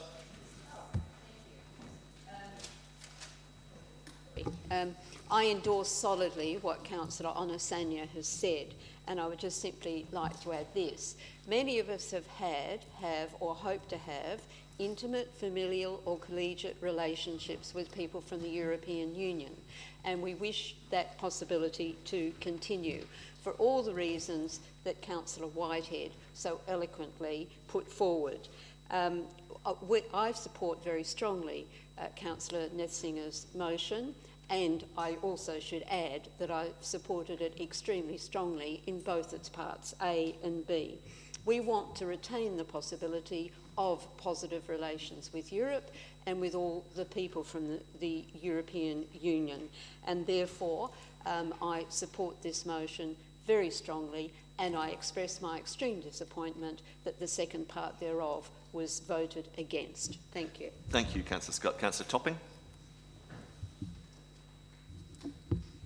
Thank you, Chair. I have a great deal of sympathy with the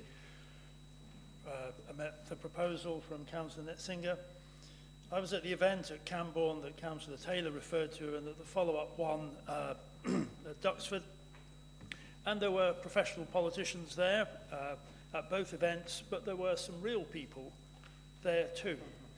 And their concerns and their accounts of hostility were genuine and raw. And sometimes it is worth stating our values of tolerance and respect. And here is an opportunity to do so. Thank you. Thank you, Councillor Topping. Councillor Chapman? Thank you, Chairman.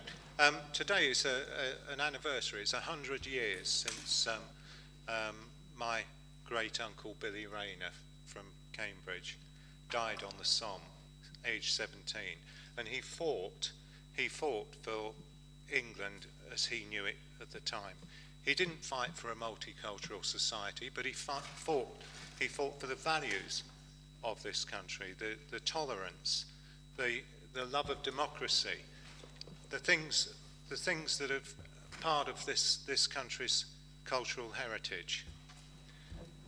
I think that Part A is, I find, very distasteful, to be honest, and I find it distasteful because not because I don't, because I object to multiculturalism, but I find it distasteful that people in this country should be told by this council that they should be reminded to be tolerant. They should be reminded to be fair. And I don't think it's the place of this council to do that. The reason that many people want to come to the UK is because of those values, those English values, not because of multiculturalism, but because of the values of fairness and tolerance. And I frankly get fed up with being told that we need to be reminded by this. We don't need to be reminded by this by any political party or anyone else at all. And if anyone thinks that I'm in any way right-wing, before many of the people on the Labour benches of this side, especially, were probably even born, I was at Grunwick fighting for anti-racist measures, standing shoulder to shoulder with Mick McGahey. Do you remember Mick McGahey? No, well, probably a little bit before your time. But that was when we had a real battle in this country against racism. And I find it very, very upsetting to see this sort of thing here, to imply that we somehow are a racist society. The UK is not a racist society. Thank you, Councillor Chapman. Councillor Hipkin. Chair, I find the motion as it's now left somewhat emaciated and sanctimonious. The really meaty part has been quite rightly omitted. And so what we're left with is this very high-minded statement about we must remain and all the rest of it. May I say that I don't think we can say we must remain a tolerant multicultural society. I think this is increasingly an aspiration. To suggest that it is an established feature of our society is patently untrue. There are a great many instances on a daily basis which demonstrate that we are not that kind of society. Of course, I subscribe to the view that we should aspire to become such a society, but we're far from achieving it thus far. So I would object to the wording on that basis. Secondly, I dislike the use of the imperative must, as in must remain. I don't think tolerance can be achieved by edict or by protocols.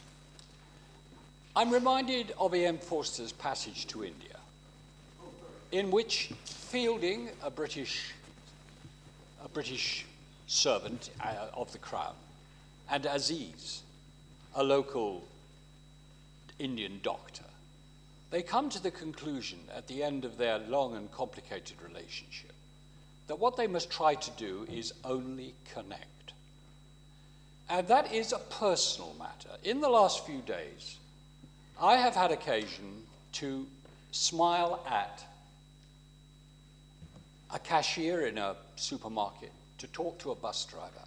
I think at the back of my mind, knowing that they were clearly foreign, I'm not quite sure in what sense they were foreign, I wanted to give them a clue, a little clue, that we were friends, that they were welcome here.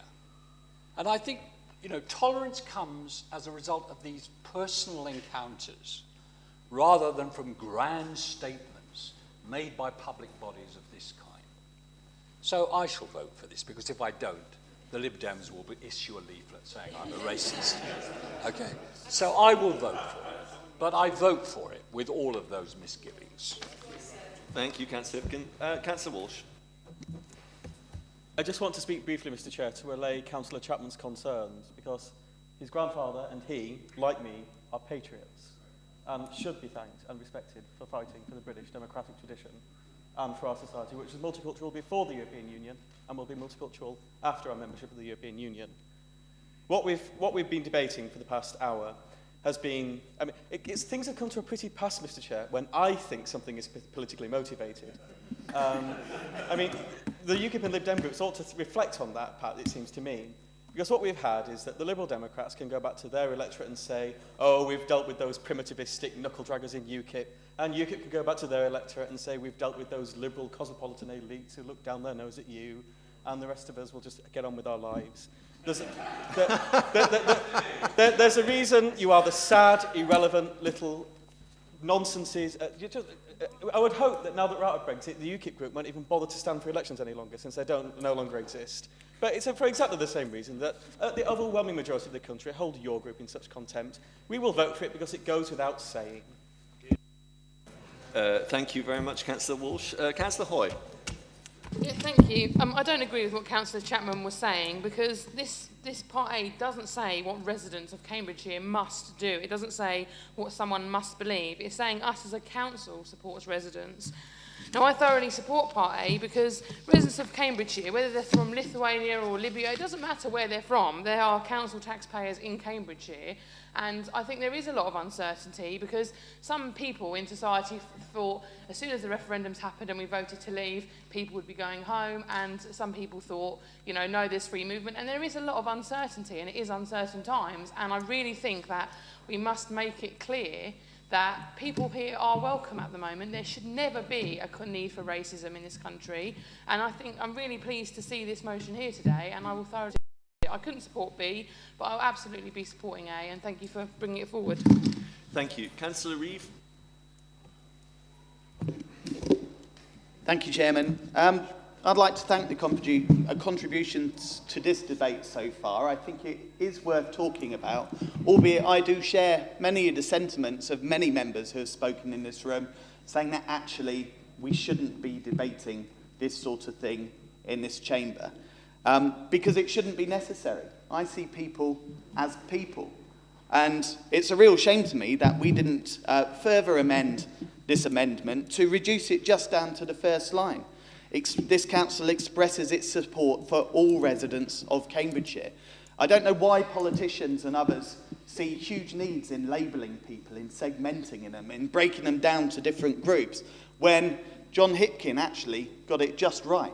We are people living side by side, struggling through life, and that's the way it should be. That's the way our group operates, that's in UKIP, that's the way most people I know see the world.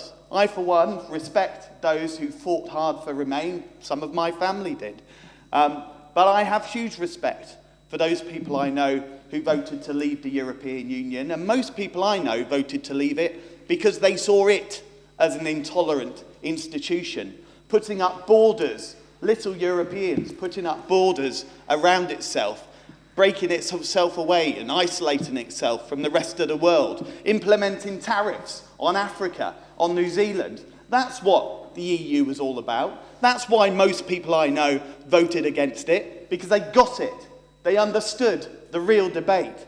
And it's absolutely a crying shame to see the sentiments behind this motion today. Not the wording, I'll be voting for Part A, but to hear some of the oratory, the sentiments behind it, people who think they know best, people willing to stand up and say 17.5 million people in this country, people who voted the biggest vote that's ever happened in the history of this country, to stand up and say they just don't understand. They're racist, they're right wing. I have always lived my life to fight against extremism. I have always lived my life to fight against labelling people in the way this motion hints towards doing. And Mr. Chairman, I'll be supporting this motion, but it's a real shame. And I hope that politicians, nationally and locally, drop this talking our country down, drop this march towards isolationism, and get it that the people have spoken. The Prime Minister has spoken. Brexit will happen. And to drop this idea, and I've sat with them. I've sat with Liberal Democrat politicians, Green politicians, some Labour politicians, who have told me they're going to issue lawsuits. They're going to fight the decision of the people. They're even going to create the sort of environment in society where it becomes divided, so they can try and overturn a legitimate referenda in this country. And I urge you and your colleagues to please stop this negative agenda of hatred, because that's what's dividing our communities. It's the talk of saying that there is a problem out there. It's the talk of creating a problem. I was interviewed by ITV, who came in and gave me a very long interview, grilled me on what's going on since Brexit. And when I asked them at the end of the interview, how are the victims feeling? How many have they spoke to? Who have they spoke to? They actually admitted they haven't found a single victim, but the politicians are talking so much about it that they've got to cover the story. And they ran off to go and try and find the victims that were allegedly out there. Now, Chairman, I'm not saying there isn't hatred out there. I'm not saying that because of the political debate, there's potentially more hatred today than there was a few days ago and a few weeks ago. But please don't blame the people for it. Please don't blame Brexit for it. And look more at home. Those who are shouting that there's division in this country aren't fixing the problem. They need to be acknowledging it and standing side by side with us, saying, actually, we're in this together. We're glad the boundaries have been broken so we can work more closely with the world and encourage those students, not just inside the EU, but outside of it, from coming into this country. Encouraging those businesses, not just inside the EU, but outside of it, to come to Cambridgeshire and trade. That's what Brexit means for me, and many politicians have completely missed the point, and the people will continue to speak. Thank you, Councillor Reeve. Right, I've got 4 more speakers, and I don't intend to take any more. Councillor Ashcroft.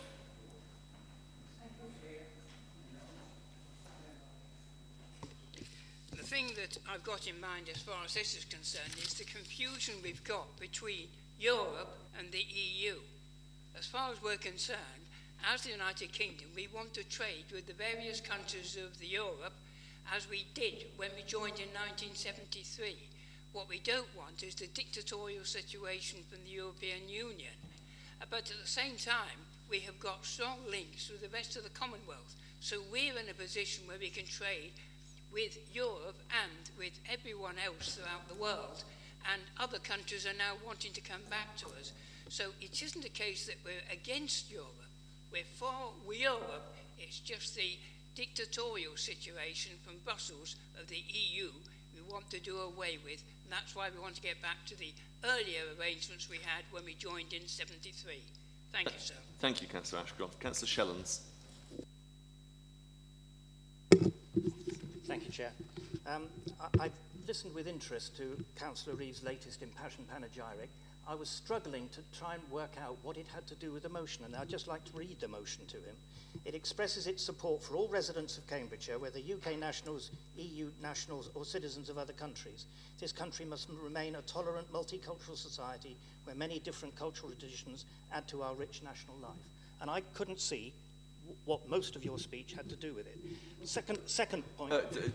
And just very quickly to say that I was quite clear in what I said, that I agree with the wording of the motion, albeit I'd have liked just the first line, but I was discussing some of the oratory and what's going on behind it. That's what I'm discussing. Thank you, Councillor Reeve, for that point of personal explanation. I really don't want to rerun the entire referendum again, so can we stick to whether we support the motion or not, and we can then move to a vote?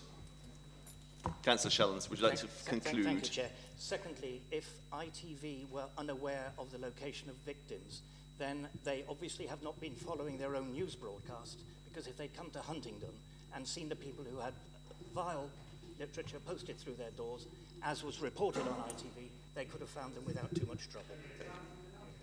Thank you, Councillor Shellens.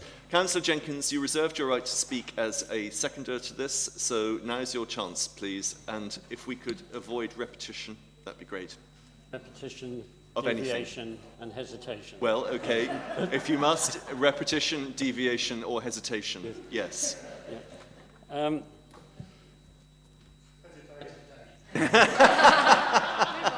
You did rather hoist yourself up by your own petard. I was just wondering where to start. Shall we move along? Come yes, on, okay. members. Yeah. I want to start with Paul Clapp's daughter-in-law, and I appreciate the experience that Paul Clapp brings to this room, because, and I'll embarrass him by saying he's probably one of the most committed local councillors that we've got in this chamber. There is an issue in Fenland which we touch on every so often in this room, and we all agree to have a focus on it, and we vote, and it's a bit of a motherhood statement. It makes us feel good, and we vote it, and then we move on, and 12 months later we have another vote.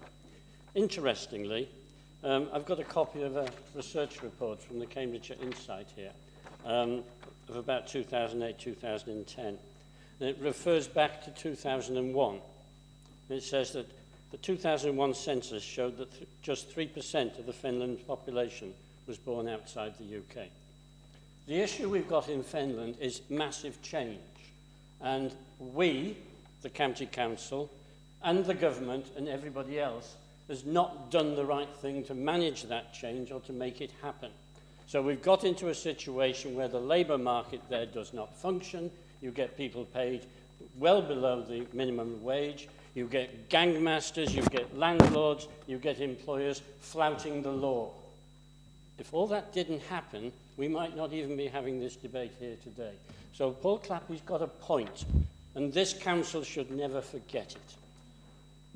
Now, let's come back to the motion. Please. A, right.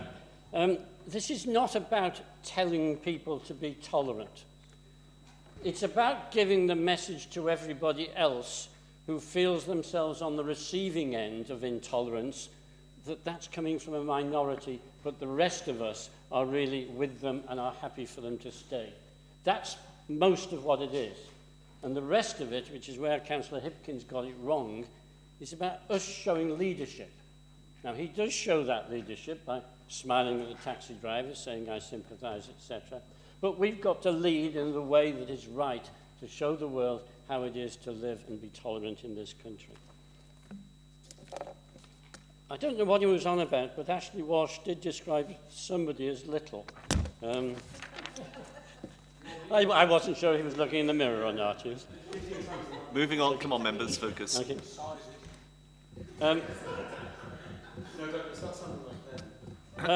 The point does come out. The point was coming out again, and I think people are going back to B, but I'll go back to B as well. No, you won't, Councillor Jenkins. Let's Okay, let's focus on A, so we can move to a vote. Right. So I will not slap everybody's wrists for straying. This is a fundamentally good motion. It is an encapsulation of what is important for us. So let's vote for it and not quibbling about the odd word here or there. Okay? Thank you, Councillor To Jenkins. keep the volume down.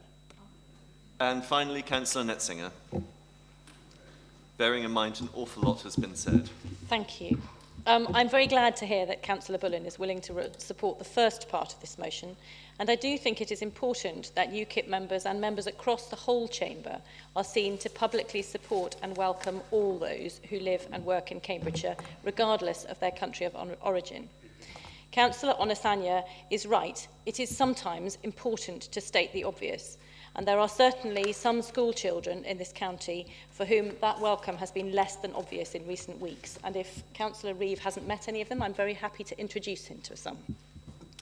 I'm very disappointed that both UKIP and the Conservatives are choosing not to fight for the Cambridgeshire economy in the way that Sadiq Khan is fighting for the London economy. Councillor Netzinger, can you just please sum up? Having been denied the right to speak at I'm the end of the I'm afraid motion. everybody's attention is wandering. It's been a long afternoon. It's been a very short afternoon, Chairman. Everybody is going to, I'm sure, support this. So let's get to the bare bones of it and Very move good. on. To return to the main motion, we have a strange contrast between the contributions of Councillor Chapman and Councillor Hipkin, who seem to object to this motion, but for quite opposite reasons. And I would like to thank Councillor Hoy for her clarity in explaining to them that we are speaking as this council. Just very finally, Peter Reeve says that this is an issue which has been entirely wound up by journalists and politicians. That is absolutely not the case. There have been a very large number of people who have been quite worried by what is happening, and I'm very glad that there will be support for this motion across the chamber. Thank you, Councillor Netzinger. Right, we're going to move to a vote. Mrs. Rowe, if you'd be kind enough, please, to lead us through the vote on the amended motion. Would members please press the button marked present? Members in favour of the substantive... Councillor Hunt. Yes, could I have a clarification, please, Chair, that we're voting for the amended motion, Yes. which does not include B but does include A. You're right, Councillor Hunt. Thank you. Mrs Rowe, if you'd be kind enough to continue, Members in please. favour of the substantive motion, please press the button marked yes. Members against the substantive motion, please press the button marked no. Members wishing to abstain, please press the button marked abstain. Councillor Hunt. Have you pressed present? It might be your age, Councillor Hunt.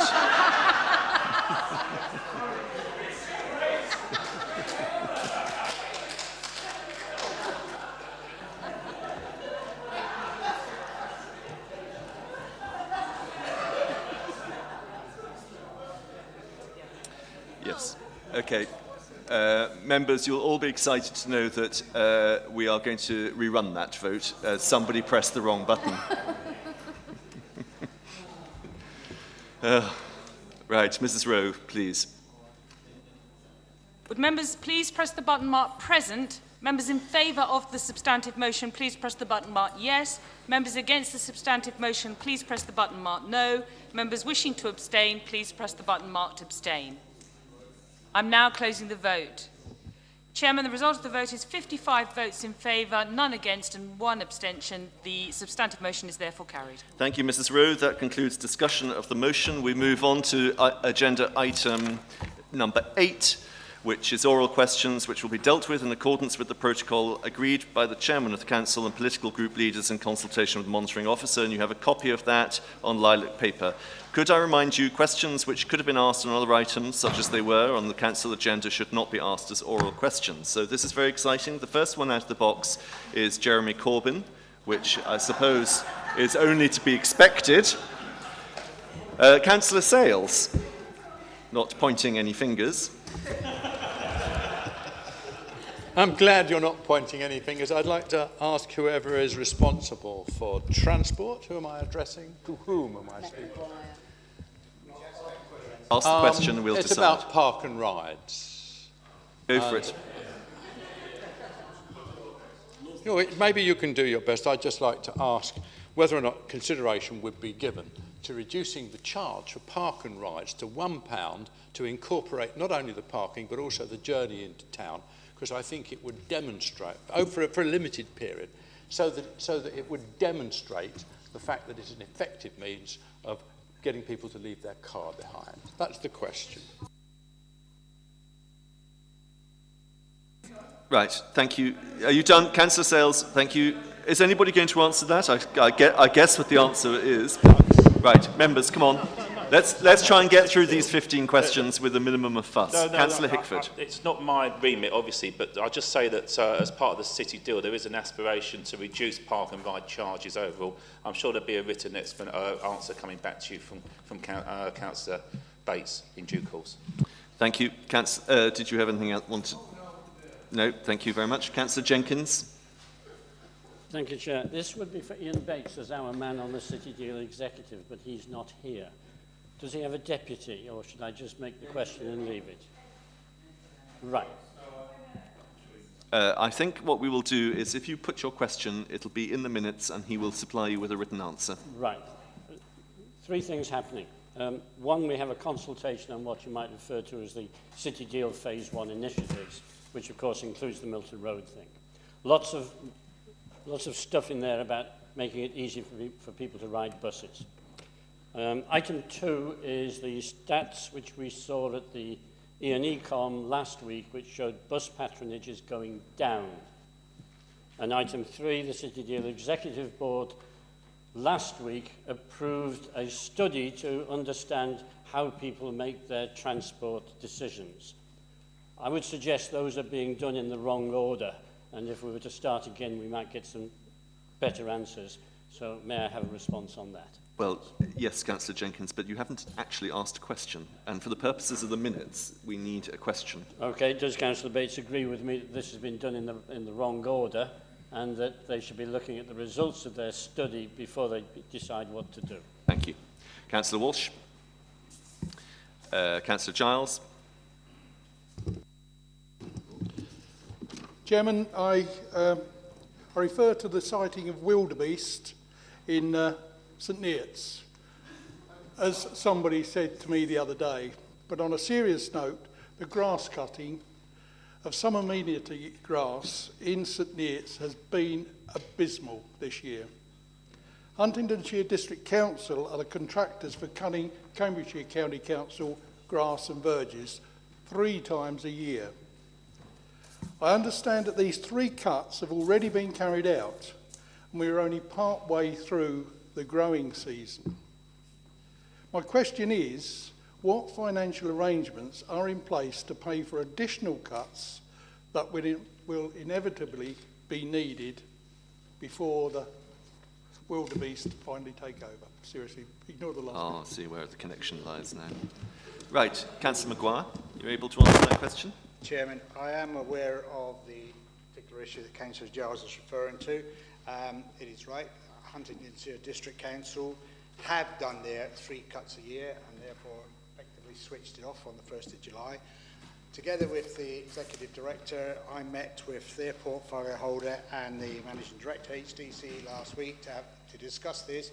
At the moment, there are no actual proposals to increase the number of cuts, but we are in discussions, Chairman. It is a broader issue than just simply the 3 cuts, but I will take up that on board. What Councillor Giles says, we are aware of it. It is an issue, right, particularly in Huntingdonshire as a result of effectively the unilateral decision by HDC, but I can assure him that we are dealing with the matter.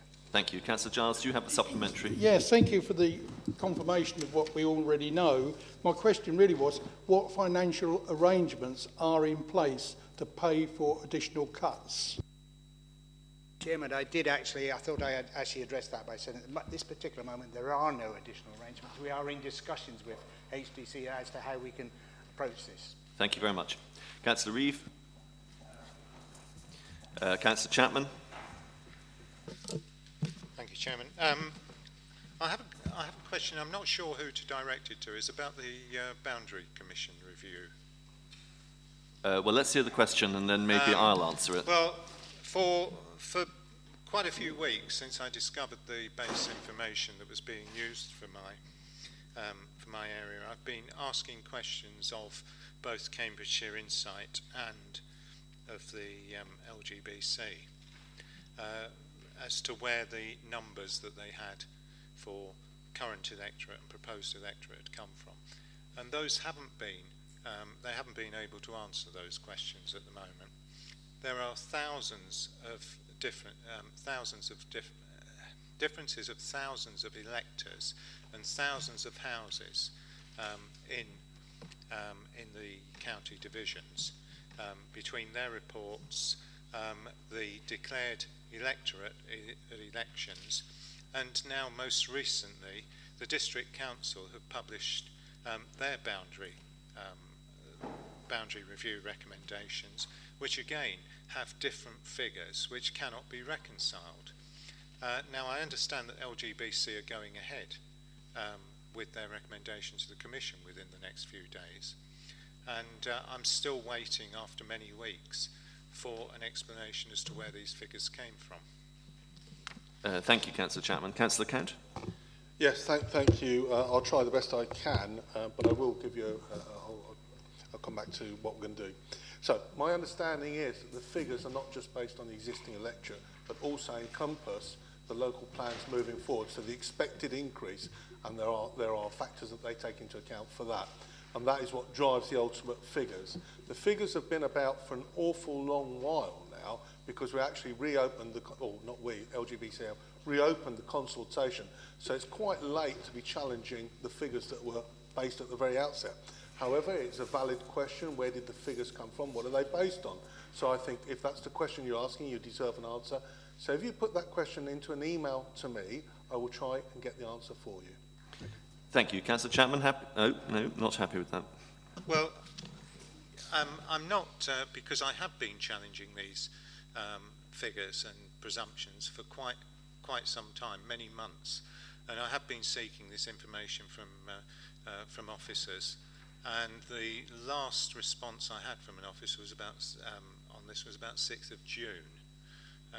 So I'm not happy, and I just think there's no explanation. Where we have, for example, in Little Paxton, we've got 262 new homes in the forecast period. Somehow there there is only 200 electors in those 262 homes. There doesn't appear to be any adjustment for those that are 15 that are going to become 15 in 2014 that will become onto the electoral register. And there are gross differences between the county and district figures, as well as the declared electorate. Thank you, Councillor Chapman. I think that Councillor Count has undertaken to respond to you by email, and that's probably the best we can do. Councillor Simone Taylor. Thank you, Chair. I think this is to the Chairman of ETE. Who am I talking to? Put it anyway. We'll go in the minutes, and he'll respond in writing. So I'll say it then. As the largest town in Cambridgeshire, with the fastest rate of percentage population growth, I would like to ask the Chairman of the ETE committee, what is the Council doing to ensure sustainability through provision of additional employment? When will St Neots, like Camborne, Alconbury and Ely, have an enterprise zone? Thank you. Thank you very much. Councillor Whissen. Thank you, Chair. My question is to the Chairman of the Highways and Community Infrastructure Committee, and it's also on grass cutting. Different grass cutting, although my concern is also the same concern as Councillor Giles and St Neots. But my grass cutting question is to do with the rights of way in the countryside.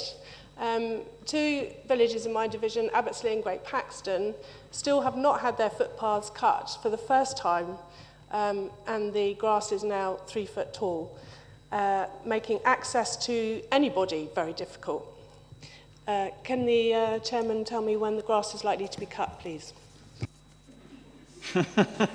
He'll be around this weekend. Got out this afternoon. Right, Councillor Maguire. The straightforward, Councillor Wilson did give me notice of the fact he was going to ask me this question. I can't give her a direct answer as to when it will be cut, but I am in discussions with, again, the Executive Director to talk about this. As Councillor Wilson knows, and it is to some way connected with the previous answer I gave to Councillor Giles, although we, the County Councils, do remain responsible for cutting the grass in the rights of way, although we make arrangements with parishes. It is not, there's no one simple answer, straightforward answer, because there are different arrangements, Chairman, with different parishes. But I will endeavour to get Councillor Wilson an answer as soon as possible as to when they will achieve that first cut and subsequent cuts, hopefully. Thank you. Happy with that, Councillor Wilson, or do you have a supplementary? Okie dokie. One of the replies by email on a report that was put in by a resident on the highways reporting to do with grass cutting, the reply she got was that the contractors had a mechanical failure, which I don't think is good enough, to be honest. And what assurance can the Chairman give me for next year when the grass grows? The grass grows every year. Can we try and prepare for it a little earlier, please? I wasn't aware of the email or reference to the mechanical breakdown, so I can't answer that part of the question directly. But what Councillor Wissam has done is given me the opportunity to talk about this apparently has been an exceptional year for grass growth. I guess it's something to do with the weather. But we also face exceptional years when we talk about winter. Maybe it's time this council has to start thinking not just about winter maintenance, how we deal with the peaks and troughs, but maybe we have to start looking at summer maintenance as well to deal with some of these peaks and troughs and recognise there's going to be a higher cost in some years than there is in other years. So, Chairman, it's something I want to address with both through the committee and with colleagues in this council. Thank you. Councillor Manning. Thank you, Chair. I think this is a question for Councillor Bates, so I'm happy to deal with it in the same way that we have to the minutes. Let's hear it briefly, and it'll go in the minutes. It's just that there is a rumour going around on Twitter, it was perpetuated by a certain Mr Taylor, that the Greater Cambridge City deal has said that the decisions on the Milton Road trees, whatever they are, will be taken by officers. I don't believe that is the case. I believe it will be taken effectively when the overall scheme comes back to the Executive Board to be voted on. Could we please get clarification on that, please? Okay, thank you. Councillor Scott. Councillor Sir Peter Brown. Thank you, Chairman. My question is to the Leader of the Council, Councillor Count, and it relates to matters regarding the Fire Authority and the Police and Crime Commissioner and the Police and Crime Bill that is now going through Parliament. I think by the end of the year, the Police and Crime Commissioner will be making a case, a business case, for what he wants to do to get involved with the local fire service. At some point, that case has to come before this council as the primary authority. I just wonder what you can tell me as to what the arrangements might be when that business case comes forward and how we're going to consider it. Councillor Count. Thank you, Sir Peter. I'm unaware of the exact process, to be fair. However, we have a constitution that lays down a relationship with all bodies. It discusses the limits for delegation, and it will follow that. All I can say is whatever involvement this council has in looking at that business case will be given the full and due diligence that as well as all of our other business is given. Thank you. Any supplementary? Chairman, could I just ask that that case actually comes before a meeting of this council and is not delegated? Thank you. What I'll do, Sir Peter, is I'll have a look at the where we are in the delegations regarding that, and then I'll do a written, I shall circulate to everybody a written reply, and on the basis of that we can come to a view as to what's the best way to proceed. Thank you. Councillor Mason. I think this is going to be dealt with by Councillor Count.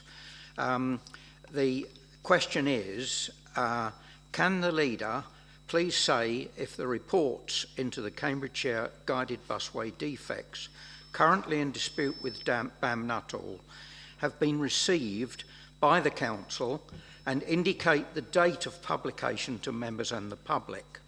The background to the question, Chairman, and I did give written notice of this yesterday, is that a discussion which we had at E&E Spokes some months ago when Bob Mangus indicated that publication of the report to members would be in early summer. Now, it is of vital importance to this council in the business planning process that any financial implications emerging from those defect reports be taken into account during the discussion for next year's budget. Can I just briefly refer to the risk register that was the corporate risk register, number 26, where the result of a failure of busway bearings or movement of foundations, the significant and ongoing costs to maintain the busway to the extent that it will no longer be attractive to the operators or to passengers. In other words, the longer this report is delayed and the longer we delay decisions on how we're going to deal with it, the huge financial risk accrues to the council. So I do want to ask, when is this report going to be made public? Thank you. Councillor Count. Yes, thank you for advance notice of the first part of the question, but the second part I'm going to address first. So in the risk register, as you've quite correctly identified, there is a risk of what may happen as it goes through the entire risk register. Alongside that, there are mitigating factors. So, for example, where the busway has any defects at the moment, regular maintenance is carried out so that it doesn't get into that trap of actually it becoming so uncomfortable that people don't use it.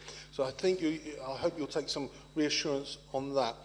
With regards to the report on the busway defects, the report is currently being drafted by our expert advisors, and I know that you were told it would be with us by early summer, or be with all of us by early summer.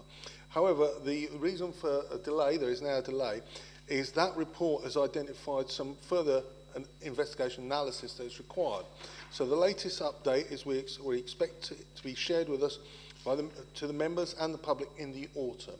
Thank you. Councillor Mason. I do find that very unsatisfactory, Chairman, because this report was initiated last September. We were promised a 6-month investigation, and meanwhile, we have the jeopardy to the council's cash flow position, which we have to deal with on a day-to-day basis.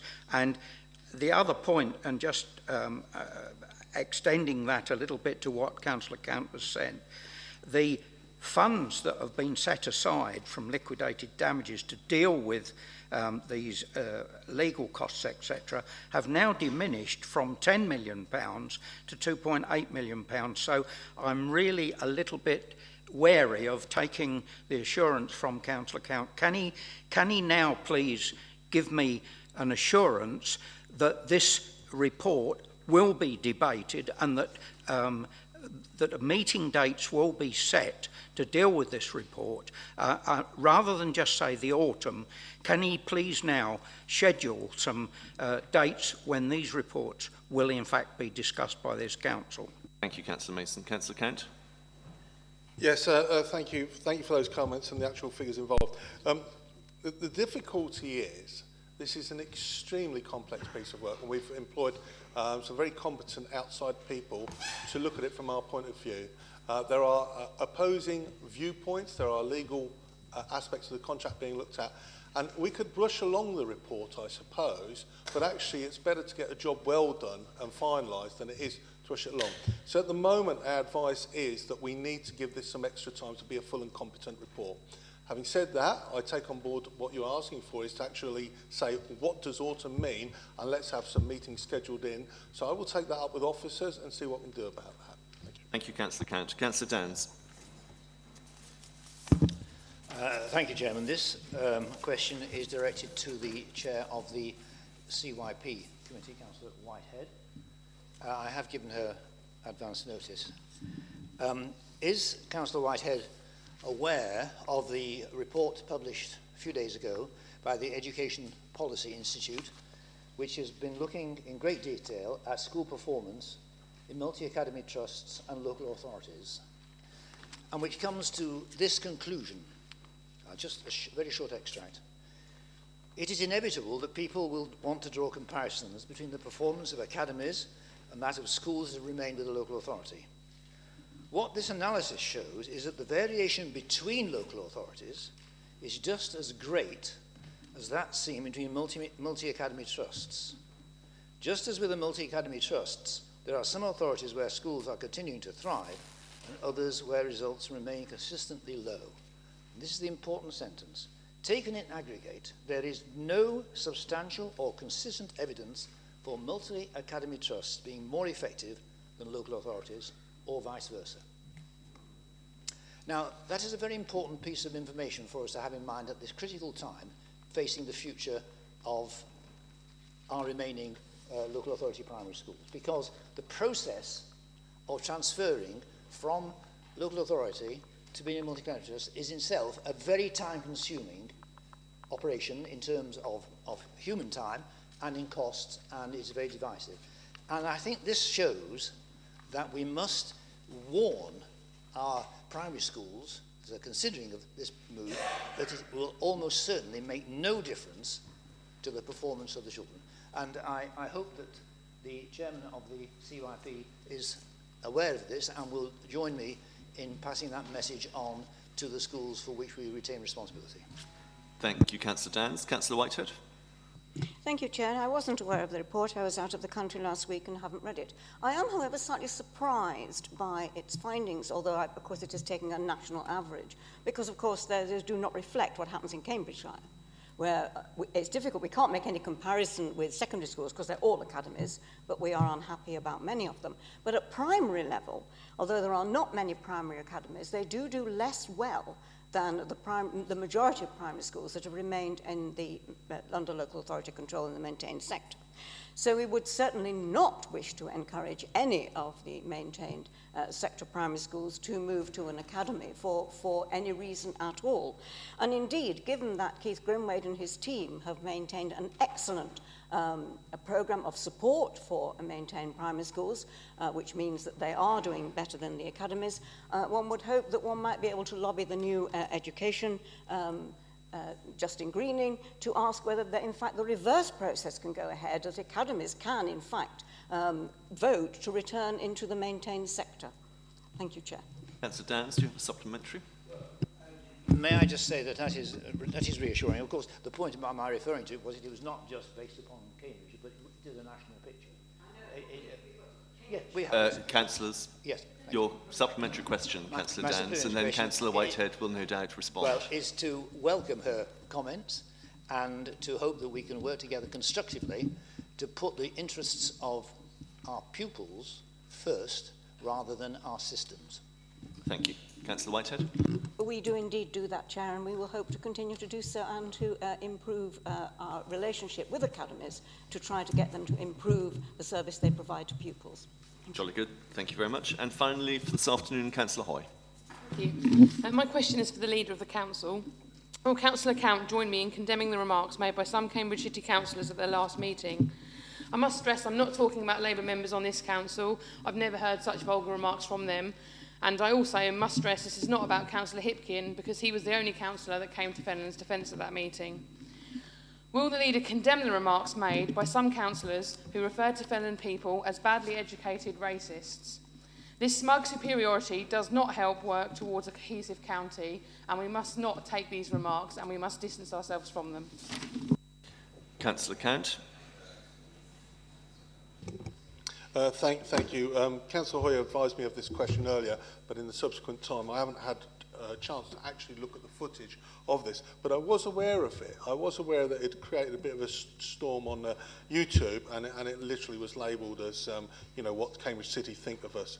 So I have to say that if the words badly educated racist was used about the people of Fenland, then I absolutely support that this is an abhorrent thing, and people really need to understand what goes on in our communities a lot better than they are jumping to conclusions.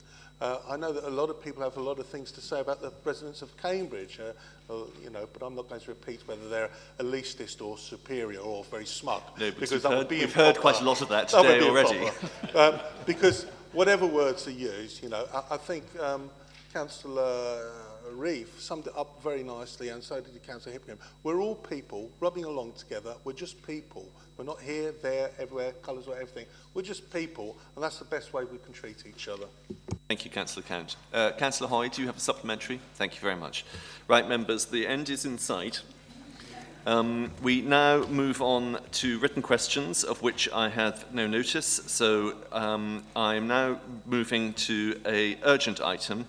You will be aware the Council's constitution permits the addition of an urgent item to an agenda if it meets the urgency criteria set out in paragraphs 3 and 4 of Part 4.4a Urgent Decisions.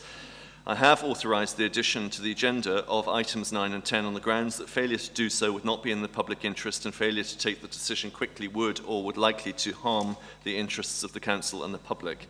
So agenda item number 9 is committees, the allocation of seats and substitutes to political groups in accordance with the political balance rules, and I am moving that the allocation of seats and substitutes on committees as set out on the tabled report on green paper under item 9 be approved, and I'm going to invite the Vice Chairwoman to second. Second. Those in favour? Good, thank you very much. We move to item 10, appointments to outside organisations. I propose to move as chairman the recommendations as set out in the tabled Councillor Hickford. Chairman, when it's appropriate, could I make a verbal addition to agenda item 10? Sure.